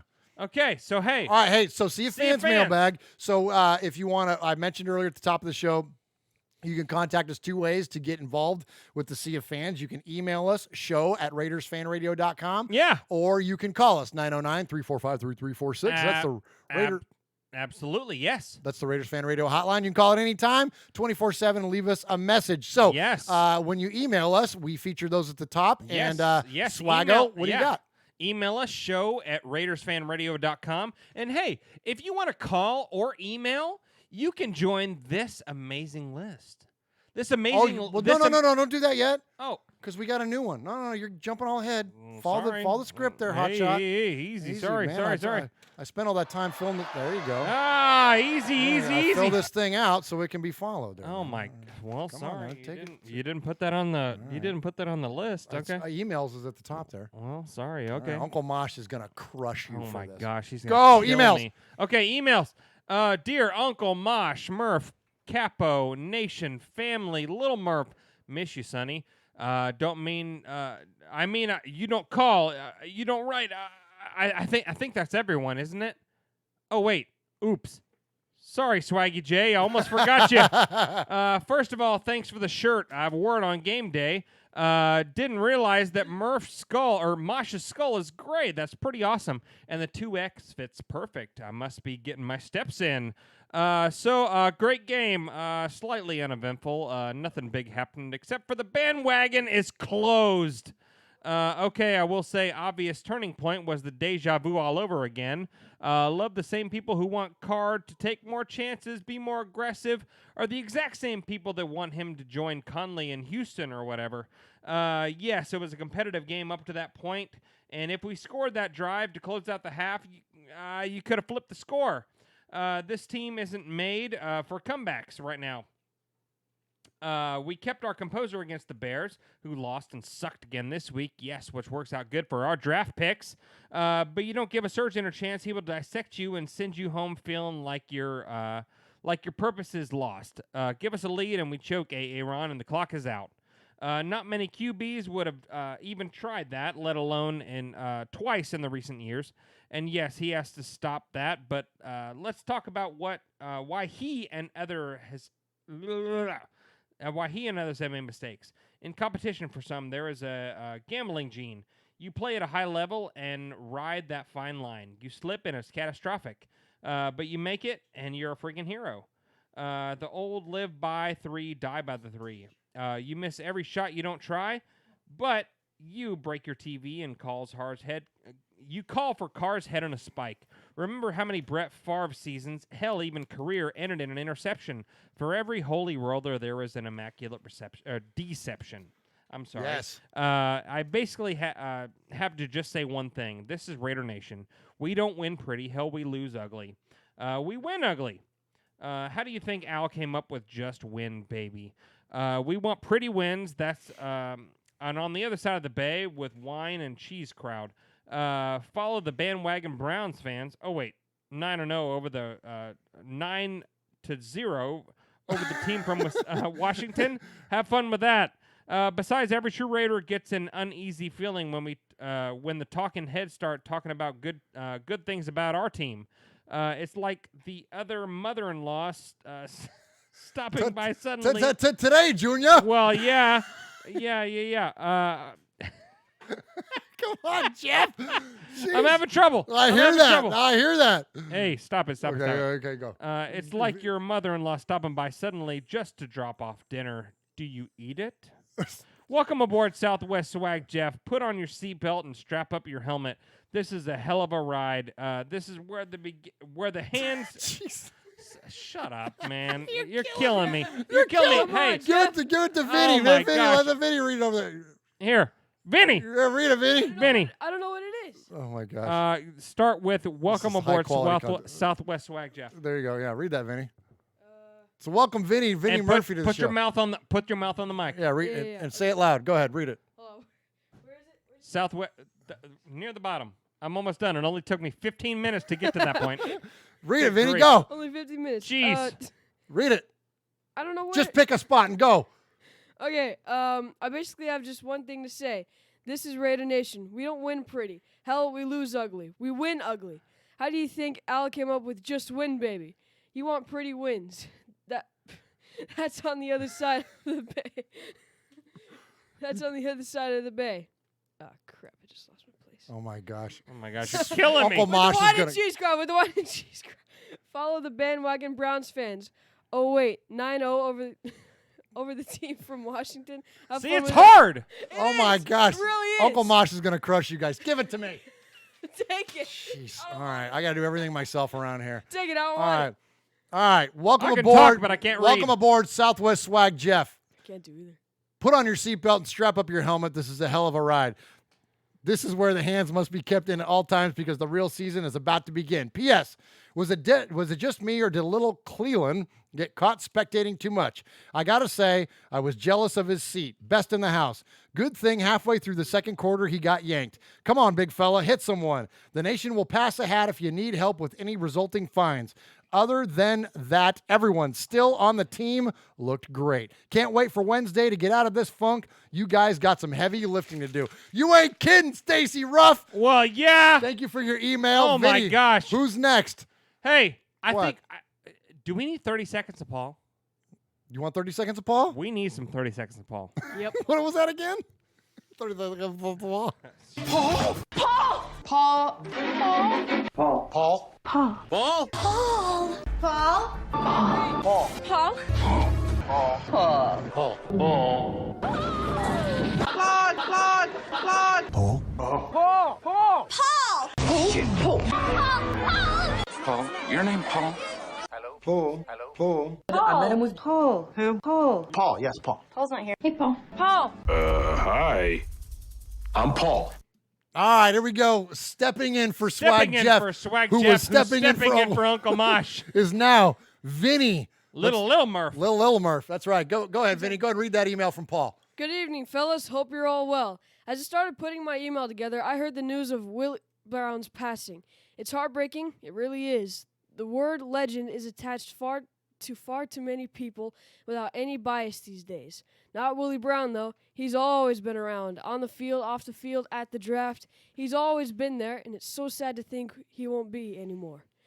I used an Al Davis quote when we lost Cliff Branch, and the same sentiment is appropriate now. Time never really stops for the great ones. It reaches out and warps them in a cloak of immortality. The Old Man Willie audio always made me a little teary-eyed, and it will even more so now. God bless number 24. On to the Packers game. Frustrating is the first word that comes to mind. There are others, but this is a family show. That really... Good one, Paul. All right. That really should have been a closer game than it turned out to be. We may have gotten away with our errors against lesser teams, not the Packers, and definitely not Aaron Rodgers. I'm with Murph when it comes to Rodgers. I've always admired him and enjoyed him and watched him. When he was a bad day, he's still better than most, but when he plays like that, you just can't make the errors we made and hope to compete. There were lots of positives again from our offense. We moved the ball well. Jacobs, Waller, and Moreau? I don't really know how to say that name. Moreau? Oh, my God. Moreau. Vinny! Moreau. It's Vinny! Hey, easy. Foster Moreau. So his nickname is the Island of Foster Moreau. Yeah, it is. Yeah, that's good. All right. You have no room to be yelling at somebody about pronunciation and reading swag. All right, Vinny. Yeah. Alzado. Moro and Alzado. Alzado, yeah. All right, go ahead. Are developing into high-quality players, and Go ahead, Vinny. Keep it rolling. we're You're ticking doing good. lots of boxes. We need to weave a little more magic on the defense. Now, though. Houston will be another tough challenge, but we won after Al's passing, so hopefully we can again for old man Willie. Let's hope also that Gary Clooney doesn't bite us. Gary and Conley. Close enough. That's all right. Go for it. That's all right. You're good It enough. doesn't matter. He's not a Raider anymore. Yeah, exactly, right? Go ahead, Vin. All right. Finally, I wouldn't dream of I don't even know how to say this word. I'm horrible at this. Skip it then. Go to the next one. on the Capo's Hill list territory. Yeah, Capo's hit list. That's Aaron. Remember Aaron we met? Oh yeah. Remember Aaron came over? Yeah, you love Aaron. Q-Dog. Yeah. You love some Q-Dog. All right, go ahead. Yeah. Territory, but I have to nominate a group of people. Firstly, the officials and the morons that govern them. What's going on, guys? Some of these calls are so bad, they're unbelievable. I've been watching soccer and cricket for a long time, and I've always been able to use NFL officials as a benchmark, but I can't recall a worse group than this, and we're not even halfway through the season yet. True that. Perhaps they should ask Commissioner Belichick to have a word with them. They usually listen to them. Oh, nice. And secondly, fools who collated the NFL 100 greatest characters. Collated, yeah. I mean, they assembled the list. We went through it earlier. Yep, good stuff. Yep. Yep, I'm horrible. No, you're good. You're good. You're doing great. Keep going, pal. Much better than me. Much better. Oh, yeah. Get him, Vinny. Will you stifle Oh, there we go. All right, finish it up. Take us home. Now I know that Joe Namath is a pretty big fish in NFL history, but can someone explain to me why anyone believes that is it Namath? Namath, yep. All good, right. Yep. Namath was a bigger character than Al Davis. These lists have given me a headache. Namath shouldn't even be above Snake. Screw it. I'm going to have a donut and a cup of coffee. Keep up the excellent work, fellas. Love you, Raider Nation. And then read the tagline. Read the tagline. All right. His Lordship Paul Edgerton, Sapphire, Mississippi. Paulie Award winner 2019, still a soccer keeper, proud man, one-time winner of the Raiders Fan Radio Sizzler. All right. Good job. Good job, Vinny. Thank you. I didn't totally screw it up. No, you did great. Thank you for stepping in for your Uncle Swaggo over there. Well, yeah. Appreciate that. Appreciate the emails this week. Thank you to Stacy Ruff, and thank you to his lordship, Paul. Great stuff there. All right, so next up, we're going to get to the voicemails, and we always start off our voicemails with Aaron, the Q-Dog Raider. We call him the Capo. He's the leader of our made men and made women, and you know what? Sometimes Google Voice will get you. If you go over 3 minutes, Google Voice will get you, but there's only one person that Google Voice will not step to. No, he won't mess with no Capo. He won't mess with Capo. Oop, did I get it? What? Greetings, there he is. Don Murphy, particularly Marshall and the Boss Sonny, Little Murph, Swag Jeff, our Sergeant Arms, Big Raider Trucker, Mojo Raider, Raider Ramon, Swag Jeff, Nation, it's your Capo and the Q. You got a shout out twice. I got double. First condolences go out to Raiders Hall of Famer Willie Brown, who passed into paradise at the tender age of 78. A native of Yazoo City, Mississippi, my one-time home and where I became the Q's. I give a big shout-out and respect to him, and I hope he's holding down Soul Patrol on high. In 1967, old man Willie, he was acquired from Denver, and he became a man, donning the silver and black, where he spent the rest of his career. We all recall, Super Bowl 11, him intercepting, Fran Tarkenton and taking it back, huffing and puffing, and we can all still feel, the sweat, come out of, his pores and him blowing us, them big cheeks as he rolled down the sideline for 75 yards in our first Super Bowl victory. Can't stand the Green Bay Packers, but they, made up for it from that Super Bowl II loss. Now, there's a couple of things I wanted to get into, and, Google Voice, if you step up, I swear to God, I'm going to smack you back down. But I got to get some things off my chest. Brown was a member of the AFL All-Time Team, and he was a first-ballot Hall of Famer on July 28, 1984. A first-ballot inductee, and was voted the number 50 player in the top 100 NFL all-time players list, and that's an accomplishment in and of itself. Moving on, look, it's nobody's fault but Derek Carr's that he lost a second end-zone touchback fumble. How do you do that? There's some cat sitting around, sipping a pina colada from a butt fumble who thinks that's, kind of ridiculous. However, it's a bad rule, and the league needs to look at that. They need to incentivize whenever players are close to the goal line and they want to stretch out, say in order to make a 7-point or a 6-point touchdown, that they do so and retain the ball if it gets lost. Anyway, I'm shaking my head thinking about the rules because looking at that game over the past weekend, there was that Aaron Rodgers throw to what's his cat's name? Jake Kummerow on that 37-yard pass on the sideline where he beat somebody that got cut.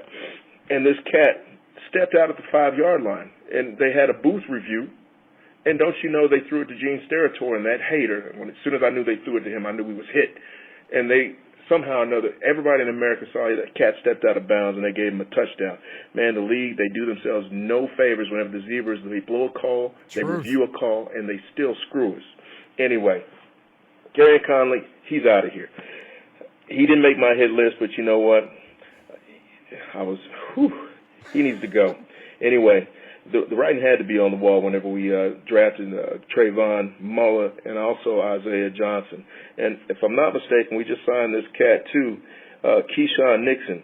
He used to play football for Snoop Dogg as a youth. Yes, that's Snoop Dogg, D-O-double-G, and hopefully he'll do good things for us. Mullen will step into Conley's role opposite Darryl Worley, who will basically become our default number one cornerback. Mullen has, the size. He's raw. He's a competitor. He was an underclassman at Clemson, and I think that he's going to do quite good things for us, man. And, I'll talk more about our secondary, but for a second I want to get back to talking about Willie Brown because, this just wasn't a regular loss. I mean, Willie Brown, he was part of our front office for years. I'm thinking like 1995, and he's played some kind of role mentoring a lot of Raiders that we look up to and revere. So, for years, he called our second-round selection, and just about every draft going back, he would come out there and he'd wish us all a happy Mother's Day and settle down. And this year we had Chuck Woodson, another number 24. They shared that number, come out and make that selection this year due to old man Willie's failing health. But I got a question and a challenge. What was the last pick, the last name that he had selected for our beloved Raiders? Think about that for a second. Chat room, type your names in. Nice. I was blessed to be in attendance at AT&T Stadium whenever he made that selection. And the answer was a second-round selection. All right, I've given you enough hints by now. It's P.J. Hall. He was number 57 overall in the 2018 draft back there in Jerry World. The hit list, guard Lester Cotton, tackle David Sharp, safety Eric Harrison, his ridiculous PIs that he keeps making. Google Voice, you're on my list now. And Eric Berry, is he available somewhere? This goes out to the made men. Rudy Root. Good stuff from Aaron, the Q-Dog Raider. Thanks, I had to flash up the picture there from when we heard Chuck Woodson step in and announce that pick for Willie Brown. Remember that, Vinny? I do. We were there. That was a pretty good day, wasn't it? It was. It was yeah. very cool, man. And so we appreciate that. Aaron always hits on point on so many different things that I feel like I don't even want to tag onto his call because I don't want to take away from anything that he had to say. Like Aaron, incredibly just well stated, my friend, and just love the love that you gave to Willie, and can't wait until next week, man. Yeah, when we see you in absolutely, and Google Voice isn't going anywhere near him. No, he can go 4 minutes on this show all day long, and Google Voice will just still be like over there on the sideline. Well, somewhere. yeah, he wants no piece of Aaron. Last time he stepped to Aaron, it didn't go well for Google Voice. Did not go well. It did not go well. Now for our grade 8. Now for our grade 8. So we got a Sizzler at hand. So Jeff will award the Sizzler award to the best phone call or emailer of the night. And we're going to start off with our buddy Running Bear in Tulare, California. This is Running Bear, proud made man from Tulare, California. Hey, Murph, Uncle Mosh, and Swag Jeff, and DeCapo, and all the rest of the made men and women out there, and everybody else in chat. I'm going to make this very clear, very straightforward. Try not to make any things one way or the other. But we're 3-2, and if we want to get in the playoffs, we have to win the next 2 games to almost guarantee us in there. That puts us 5-2. They're both East AFC teams, and that'll put us in a position that we can, if we lose the Chiefs, we'll still have a good, solid option to get into the playoffs. If we go 1-1 in the next 2 games, we still can make the playoffs, but it's going to be much harder. And if we go into, we're not going to make the playoffs, guys. We'll be 8-8, 9-7 at most, and we just have to, understand this is a young team and it's building. Now, the fan of me, I think we're going to be 12-4, but if I'm honest, we have to win these. I hope you're right. If we're going to do anything and get a chance in the playoffs. I want to say that Carr's looking good. Our wide receivers are slowly getting better. Tight ends are awesome. Running backs are great. Offensive line's awesome. Crosby's doing well. On the defensive line, our defense is gelling together. But one thing that's not being talked about enough is our fullback and our tight ends they're blocking is the reason why we are where we're at right now. I know everyone wants to talk about the offensive line, but if our tight ends and running backs weren't blocking as well, we wouldn't be doing as well. Anyway, you guys have a good day, and I hope we see a win this coming against the Packers, and we definitely need to beat the Texans. All right, go Raiders. We're going to get a live call there. Sorry about that. That's running over Running Bear a little bit there. Apologize for that. It wasn't Mosh. Mosh said he might call in. That wasn't Mosh. Yeah. I'm not sure. I didn't recognize the number, so I didn't pick up on it there. But anyways, Running Bear, appreciate the call, my friend. Keep him coming. And, man, I hope he's right with that fandom pick. Yeah, seriously. Man, if you see 12-4, okay. I'm all about that. All about that. All right, next up, we're going to hear from our buddy Houston Raiders Steve. Hey, Murph and Mosh, Swag Jeff. Hey, this is Houston Raiders Steve, the historian. I've got a great story for you. First, I want to say we ought to give Max Crosby the nickname of Captain Chaos. First game I ever saw on TV was the December 31st, 1967 NFL championship game between the Packers and, of course, the Cowboys, Dallas. Ray Scott called the game. I've heard Ray Scott tell that it was 13 below zero. And he was down on the field. He wasn't up in the press box calling the game and everything. And as the game went on, his lips started to freeze. All these people were calling up, saying, "Get that guy off the air. He's drunk. He's unintelligible." It got worse and worse as the game went on. We all remember that Bart Starr, they won 21-17.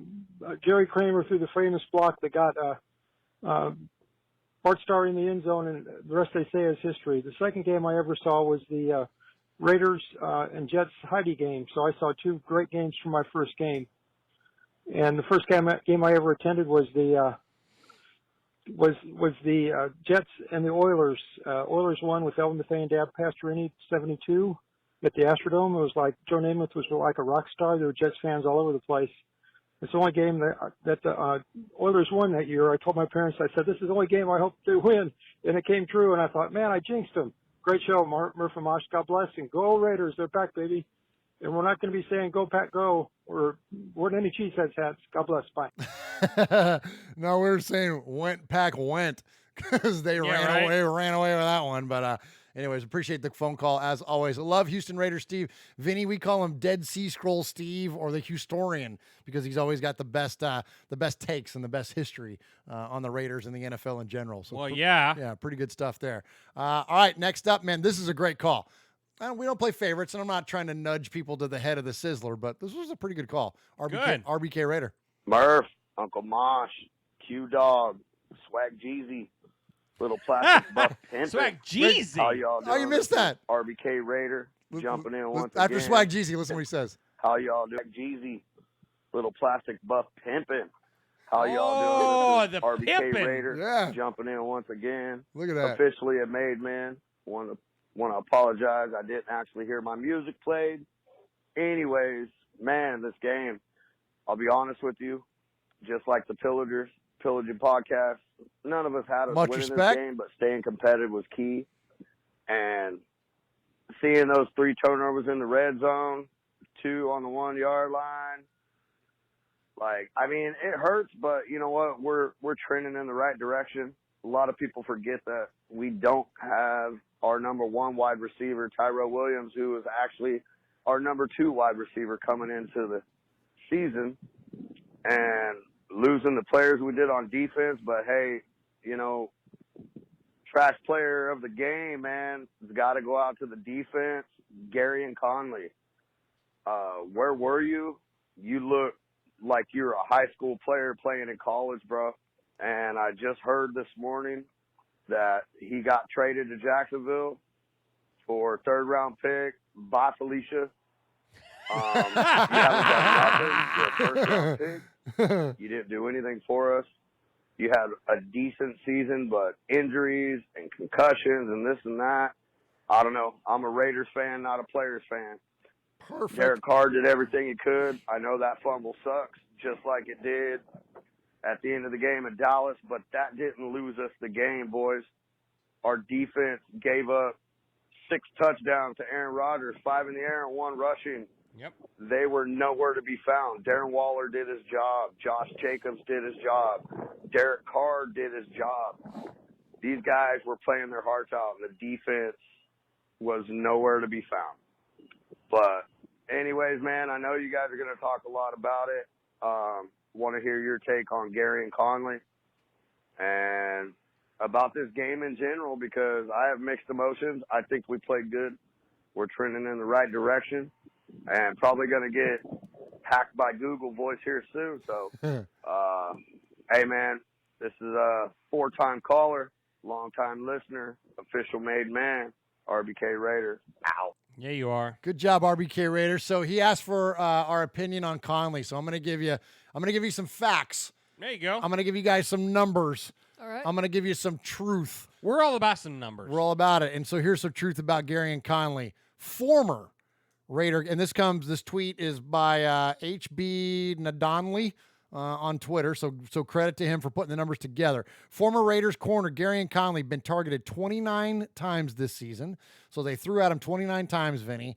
21 of those were completed for 389 yards and 5 touchdowns. Jeez. And 1 interception. That is a passer rating of 139.7. Oh, no. And the Raiders got a 3rd-round pick for him. So, yeah. Wow. See ya, Gary. Yikes. Yeah, see ya. Bye. See you, bye. All right, so next up, we're going to hear from, this is a cool one, Vin. You'll like this one.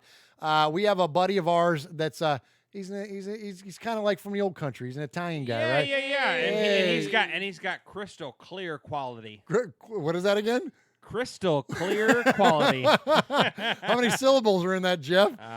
Too many. Too many for me to count. All right, let's hear from our buddy Raider-born Rico. Hey guys, Raider-born Rico here. Well, first of all, I was saying that we're going to beat the Packers. Well, it didn't go like that. But anyway, we don't need. I was saying that we don't need a superstar because it's not one person that make the difference.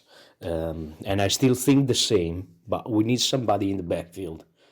We don't have cornerbacks; they're outmatched every time. We need somebody over there that can control the zone and. Linebacker position, of course, we need somebody because Morrow and Whitehead, they can do their job, but they take away from us the spirit of the defense, who is Von Tesberfit, who I think is a great player, and they take it away from us. Apart that, I think the offensive line is good, is outstanding. We got Sharp instead of Brown. That cost us penalty and touchdown. I mean, this game can go in a completely different way if it wasn't for that. But again, we got Brown not healthier, probably mentally because of the domestic violence. We got to be real, not because of the injury and calf injury, I think. I don't think it was for that. And but apart this, the offensive line is great. Derek Carr was again unsacked against a great offense. They couldn't touch him. I was more worried about the Zadarius Smith, the Smith brother, than Aaron Rodgers. And we keep them over there without doing their thing. So shout out to the offensive line because it's great. I can't remember the last time we had a running back running like this. I mean, come on, let's be real. And tight end corps. What to say about this tight end corps? They like receivers, all of them. All the three, they deserve the same respect. And with an healthier team, we can show that also with the wide receiver, we can do our job and we can score a lot of points. Don't get misunderstood. Raider Nation, this is a great team. We didn't have a team like that in ages. I believe a lot in this team. And we will show to everyone that we can do it. We're going to go to Houston. We're going to be Houston. And if we don't be Houston, well, we're going to go 12-4 and go to the playoffs. So Another with all that said, call. I love you guys with all my heart, and I'm out. Hey, we love you too, Rico. Appreciate the call as always, my friend. And hey, Vinny, when someone calls and leaves a message and it gets played on the air 3 times here on Raiders Fan Radio, what does that mean? Is that a Sizzler? It's close. It means you Close. become a made man. You become a made man. So you know our shirts that say "Get Made" on there. Yeah. Yeah. Hey. So you want to hear the full list of made men? Well, let's give him his props first, Jeff. I know you're killing it. Oh my gosh. You're dying to get to that list. I've teased this twice. You've teased it twice. You're dying to get to the list, but we gotta make the ceremony formal here. So you call the show, you get your message played 3 times on the air, and you become what we refer to as a made man or a made woman. And Rico, that is your 3rd voicemail message amongst many emails, and we are proud to welcome you in to the family or the familia. Yes. You are now a made man. Yeah, you are. You are a made man. You showed you are part of the family by participation. By chance, a man like yourself should make enemies, then they would become my enemies. Showing you are a friend of Raiders Fan Radio, you have leapt across the line. Friendship is everything. Friendship is more than talent. It is more than the government. It's almost equal to family. Be loyal. Made man, Raider fan. Someday, and that day may never come, I'll call upon you to do a service for me. But until that day, accept this as a gift. And don't ever forget, words can hurt more, but silence can break hearts. Congratulations, That's right, Rico. Hey, you joined a great list. Great list. So let's shout it out. Let's shout it out. So we've got Jimmy Zebak, Hardcore Raider, Johnny from San Diego, Splatterhead McCann, Ron the Mater Raider, Alaska Raider, Dakota Raider, Aaron the Q-Dog Raider, Red and Yakima, Jim from the East Coast, Yayo from Jersey, a Big Raider Trucker, Wyoming Raider, Diego from Georgia, Running Bear, Mojo Raider, Junior in San Diego, Beto from, you know the city. You know the Who city. was that? Yeah, 9 Volt. Yeah. 9 Volt, James in Arkansas, Monster Mash Ken, Raider Rue, Eve Dog, Houston, Houstorian Raider Steve, Jesse in Kentucky, B Dog from a pasture, Max in San Diego, Rev Raider, Raider One, Eye Patch, Alex in Tucson, Ruben in Vegas, Dave in the 330, Kevin the Raider Nerd, Paul from Shropshire, Mississippi, 24 Karat Kev, One Nation Jeff, Chucktown Raider, Haley and Scotland, Lino the Full Metal Mexican, Central Valley Raider, RBK Raider, Coach Davis, Raider Ramon, and Rico. What a list. Yeah, man. Nice job. Yeah, That's man. awesome. Good job. Swaggo. Congratulations. Good job. Good stuff there. All right, so speaking of the made man, we're getting short on time, so we gotta start hitting the buttons quick here. Man, good buddy of ours, proud made man. When he goes to work, Vinny, this man defends our freedom. Yeah, he does. Absolutely. A proud member of the My boy. of the greatest Navy in the world, Vinny. And we're gonna hear from our buddy Mojo. Nice. What's up, Murph, Mosh, Swaggy J, made men and women? Quality. It's Mojo. San Diego. Quality. Hey, I'm going to look to the bright side this week, man. We all know how it went yesterday. It is what it is. Some great teams we lost to. Anyway, Jacobs is still running like a man amongst boys. I think he's making a strong case for Rookie of the Year. So all I got to say is thanks, Chicago. I saw some scuttlebutt that we might be putting together a blockbuster trade, including, like multiple picks, multiple players, and whatever. If that happens, great. If it don't, I'm good with it too. I'll tell you one thing, though. I'm totally content with the Conley trade. You either produce or you go somewhere else, man, and he got abused yesterday. I think it's a youth movement, and I think we drafted Mullen for a reason. So there's 5 players left that we drafted with the old regime, right? You got DC, Markel Lee, and Washington, right? Well, as it stands now, you got Gabe, you got Joseph. Coming up in this next draft, we got 5 picks in the first 90. So over to Murph, since he's our numbers guy. Is that a coincidence? Hey, so I'll be cooking San Diego street tacos in the D-lot at the official Made Man tailgate on November 3rd. Love it. Yes. I also heard that there's going to be a donut eating contest between our very own Uncle Mosh and a couple CHP officers. So I can't wait to see everybody. Look for the mojo flag that my boy Just Win Johnny did up for me. Or just look for me and Trucker and Q doing beer bongs in the parking lot. Nice. Till next time, Raider Nation, just win, baby. Oh, man. Mojo out. So good, Mojo, man. Keep those coming. And Mojo's got some quality going there with his microphones. And, I think well, yeah. I hear a budding podcaster. Now I'm not trying to put him on the spot, but Mojo, you always got a home, man, if you ever wanted to start that business in the podcast game, because man, you got the voice and you got the content for it, my friend, and that was good stuff there. And can't wait to see you next week at the tailgate in the D lot there in the Oakland Coliseum. All right, next up we're gonna hear. Now you got me stumbling on my words over here. Right? Yeah. Welcome to the club. Thanks. Yeah. Yeah. Hey, somebody check on Jeff. I think he got stung by a bee because his tongue swole up. I know, right? Sorry, I'm just picking at you. Rev Raider. What's going on, Murph? Uncle Mosh, Swag Jeff Nation. It's Rev Raider calling from Jersey. Just wanted to start off by giving a big my condolences to the Raider Nation, Willie Brown and his family. To switch up something that 50 Cent said, they say the good die young. I guess these grimy Raiders live a long time, man. Hall of Famer, Black College Hall of Famer. He's one of the greats, man. One of the originators of the bump and run. Sad to see him go, man. He lived a great life. He contributed so much to the Raiders. Much respect due to him. That's all I have for that, Also wanted to talk about this Garyon Connolly trade. A couple of days ago, right before I heard the trade, I was actually thinking about Capo.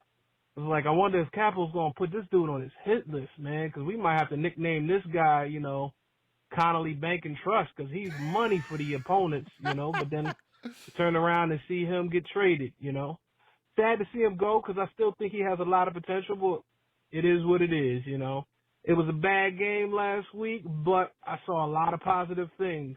We got a great offense up and coming.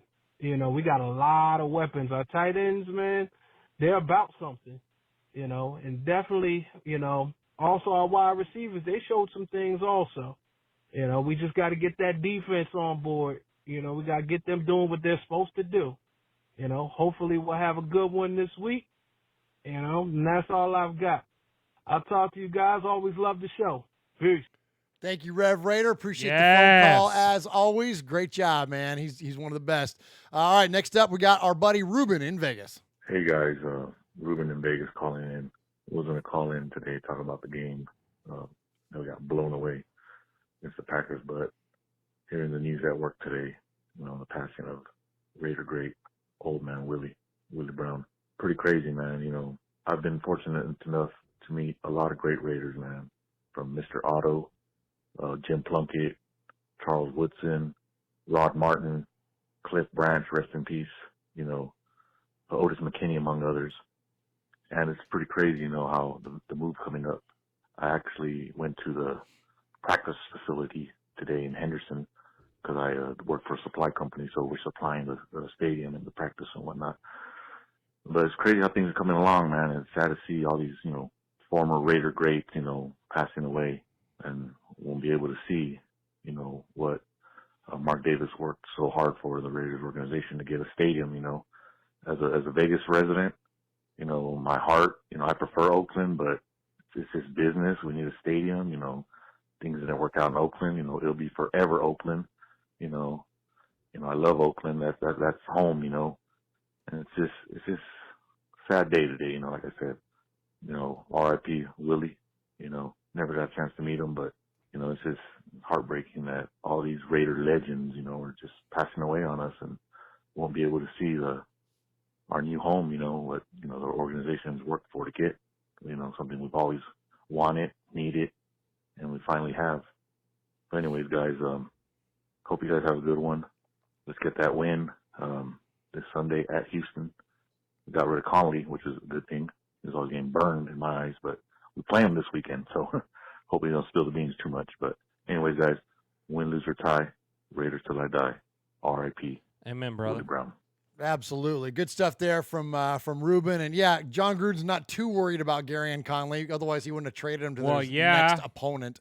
And wouldn't that just be like, dude, that would be so gangster if freaking they trade him and he plays and Derek Carr throws a couple touches on him or something. Oh, yeah. Ty Williams was back at practice today, so hopefully he'll be back because we're going to need him. Yeah, he needs to burn him. Absolutely. That'd be great. Yeah. All right, one more to get to. Hey, so this is our last call. And so for those of you that don't know or whatever, we're only playing 8 calls every show. And we need you to get them in by Tuesday. So I know we got some calls today. And so, we produce the show, we get everything together. And so if you wait till Wednesday to call, odds are your call is not going to make it on. Yes. So you get it to us by Tuesday, please. And then we'll put you in the running for the final 8. So anyway, so I don't do a lot of repeats, but in the memory of Willie Brown, I thought this was very appropriate. So we're going to go back to Houston and hear from Steve. Yes. Hey, Murph Mosh, Swag Jeff, made men, made women, and the Raider family.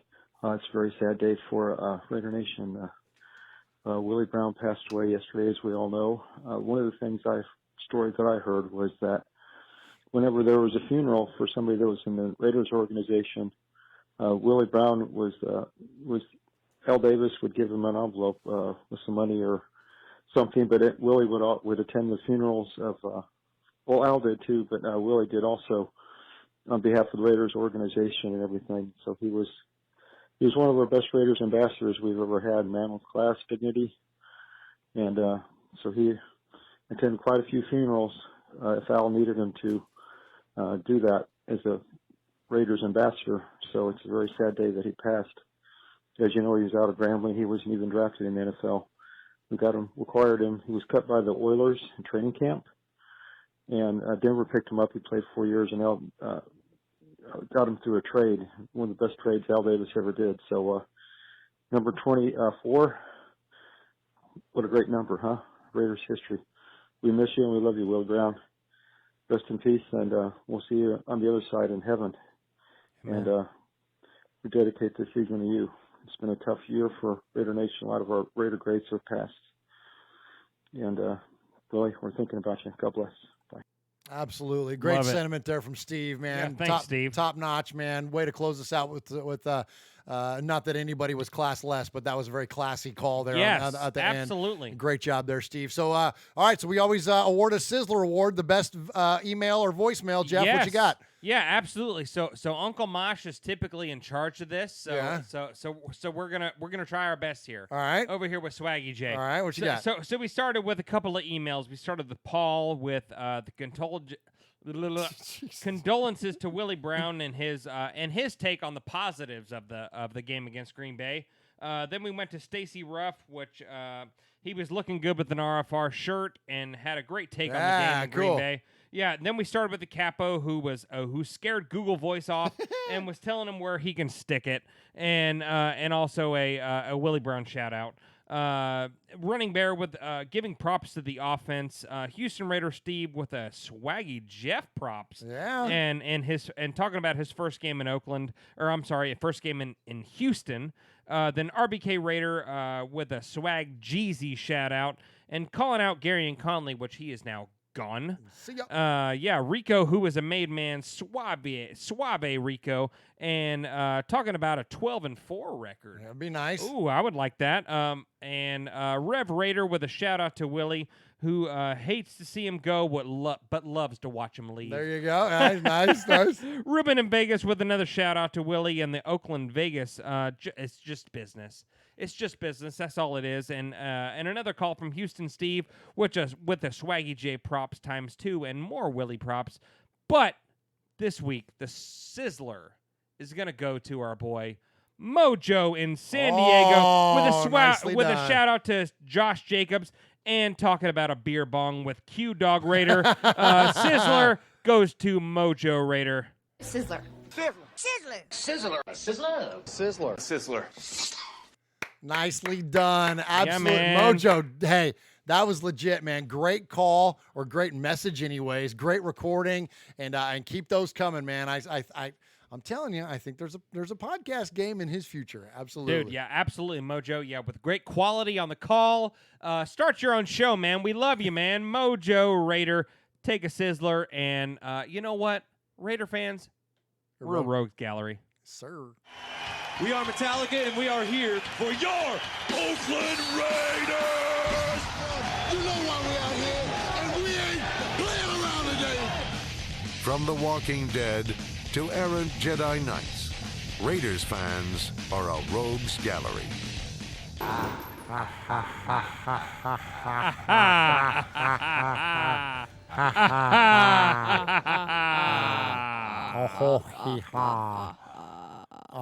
So Vinny, there was Metallica there and the Joker. Those are like two of your 4 favorite things? Yeah. Well, I'm even wearing a Metallica shirt right now. Yeah, you are. Absolutely. Yeah, you are. So hey, so we appreciate all of the wonderful callers tonight. We appreciate all of the great voicemails. Thanks for checking out our podcast. Whoops. Tune in each two. That's not us. What in the world was that? I don't know. That was wow. What? That was Sonny's outro for his podcast. I don't know how that ended up. Hit our outro music. Why don't I hit our outro? Yeah, there we go. Thank you very much. All right, so appreciate all for Sonny and Murph, if you want and him, Swaggy J and Lil Vinny. We thank you for tuning into Raiders Fan Radio, where we take a lighter side journey into the dark side. We've got everyone in the chat. We got Aaron the Q-Dog Raider, Ron the Mater Raider, Mojo, a couple-time Sizzler winner now, and the Big Easy Pirate 1975 Dakota Raider. We've got the whole crew, Raider Ramon. We've got everybody. Hey, thanks for joining us, and you know what, Murph? Why don't you take us home? All right. Appreciate that, Swaggo. Appreciate everybody joining us tonight in the chat room. Thank you for your calls, your voicemails. Appreciate you sitting with us as we tribute the great, the one and only Willie Brown, man. Yes, the 2-4, the OG. Absolutely, OG 2-4. And we miss Uncle Mosh, but we'll be back next week. We're going to do a Halloween episode. Yeah, we are. For those of you that caught our Halloween episode last year, we're going to dress up. We're going to be silly. We're going to have a lot of fun. Thank you, Vanuch. Of course. Yeah, man. Thank you, Vinny. Let's give it up for Vin, man. Yes. Sitting in there for Uncle Mosh there in the southern annex of the fan cave desk, or the western annex. I always forget which one it is, but appreciate you, man. Who's your favorite Raider? Well, it's not a Raider player. Okay. Coach. Is that okay? Yeah, do it. Madden. John Madden. Oh, gosh. Nice. I love you, that. son. I love that. I All love right. that. Thanks for checking us out. Hey, Raiders you know Fan who Radio. my favorite Raider is? We'll see you next week. Go quick. My buddy Murph. He's not just consistent, he's a man of his word. Well, that was awful sweet of you.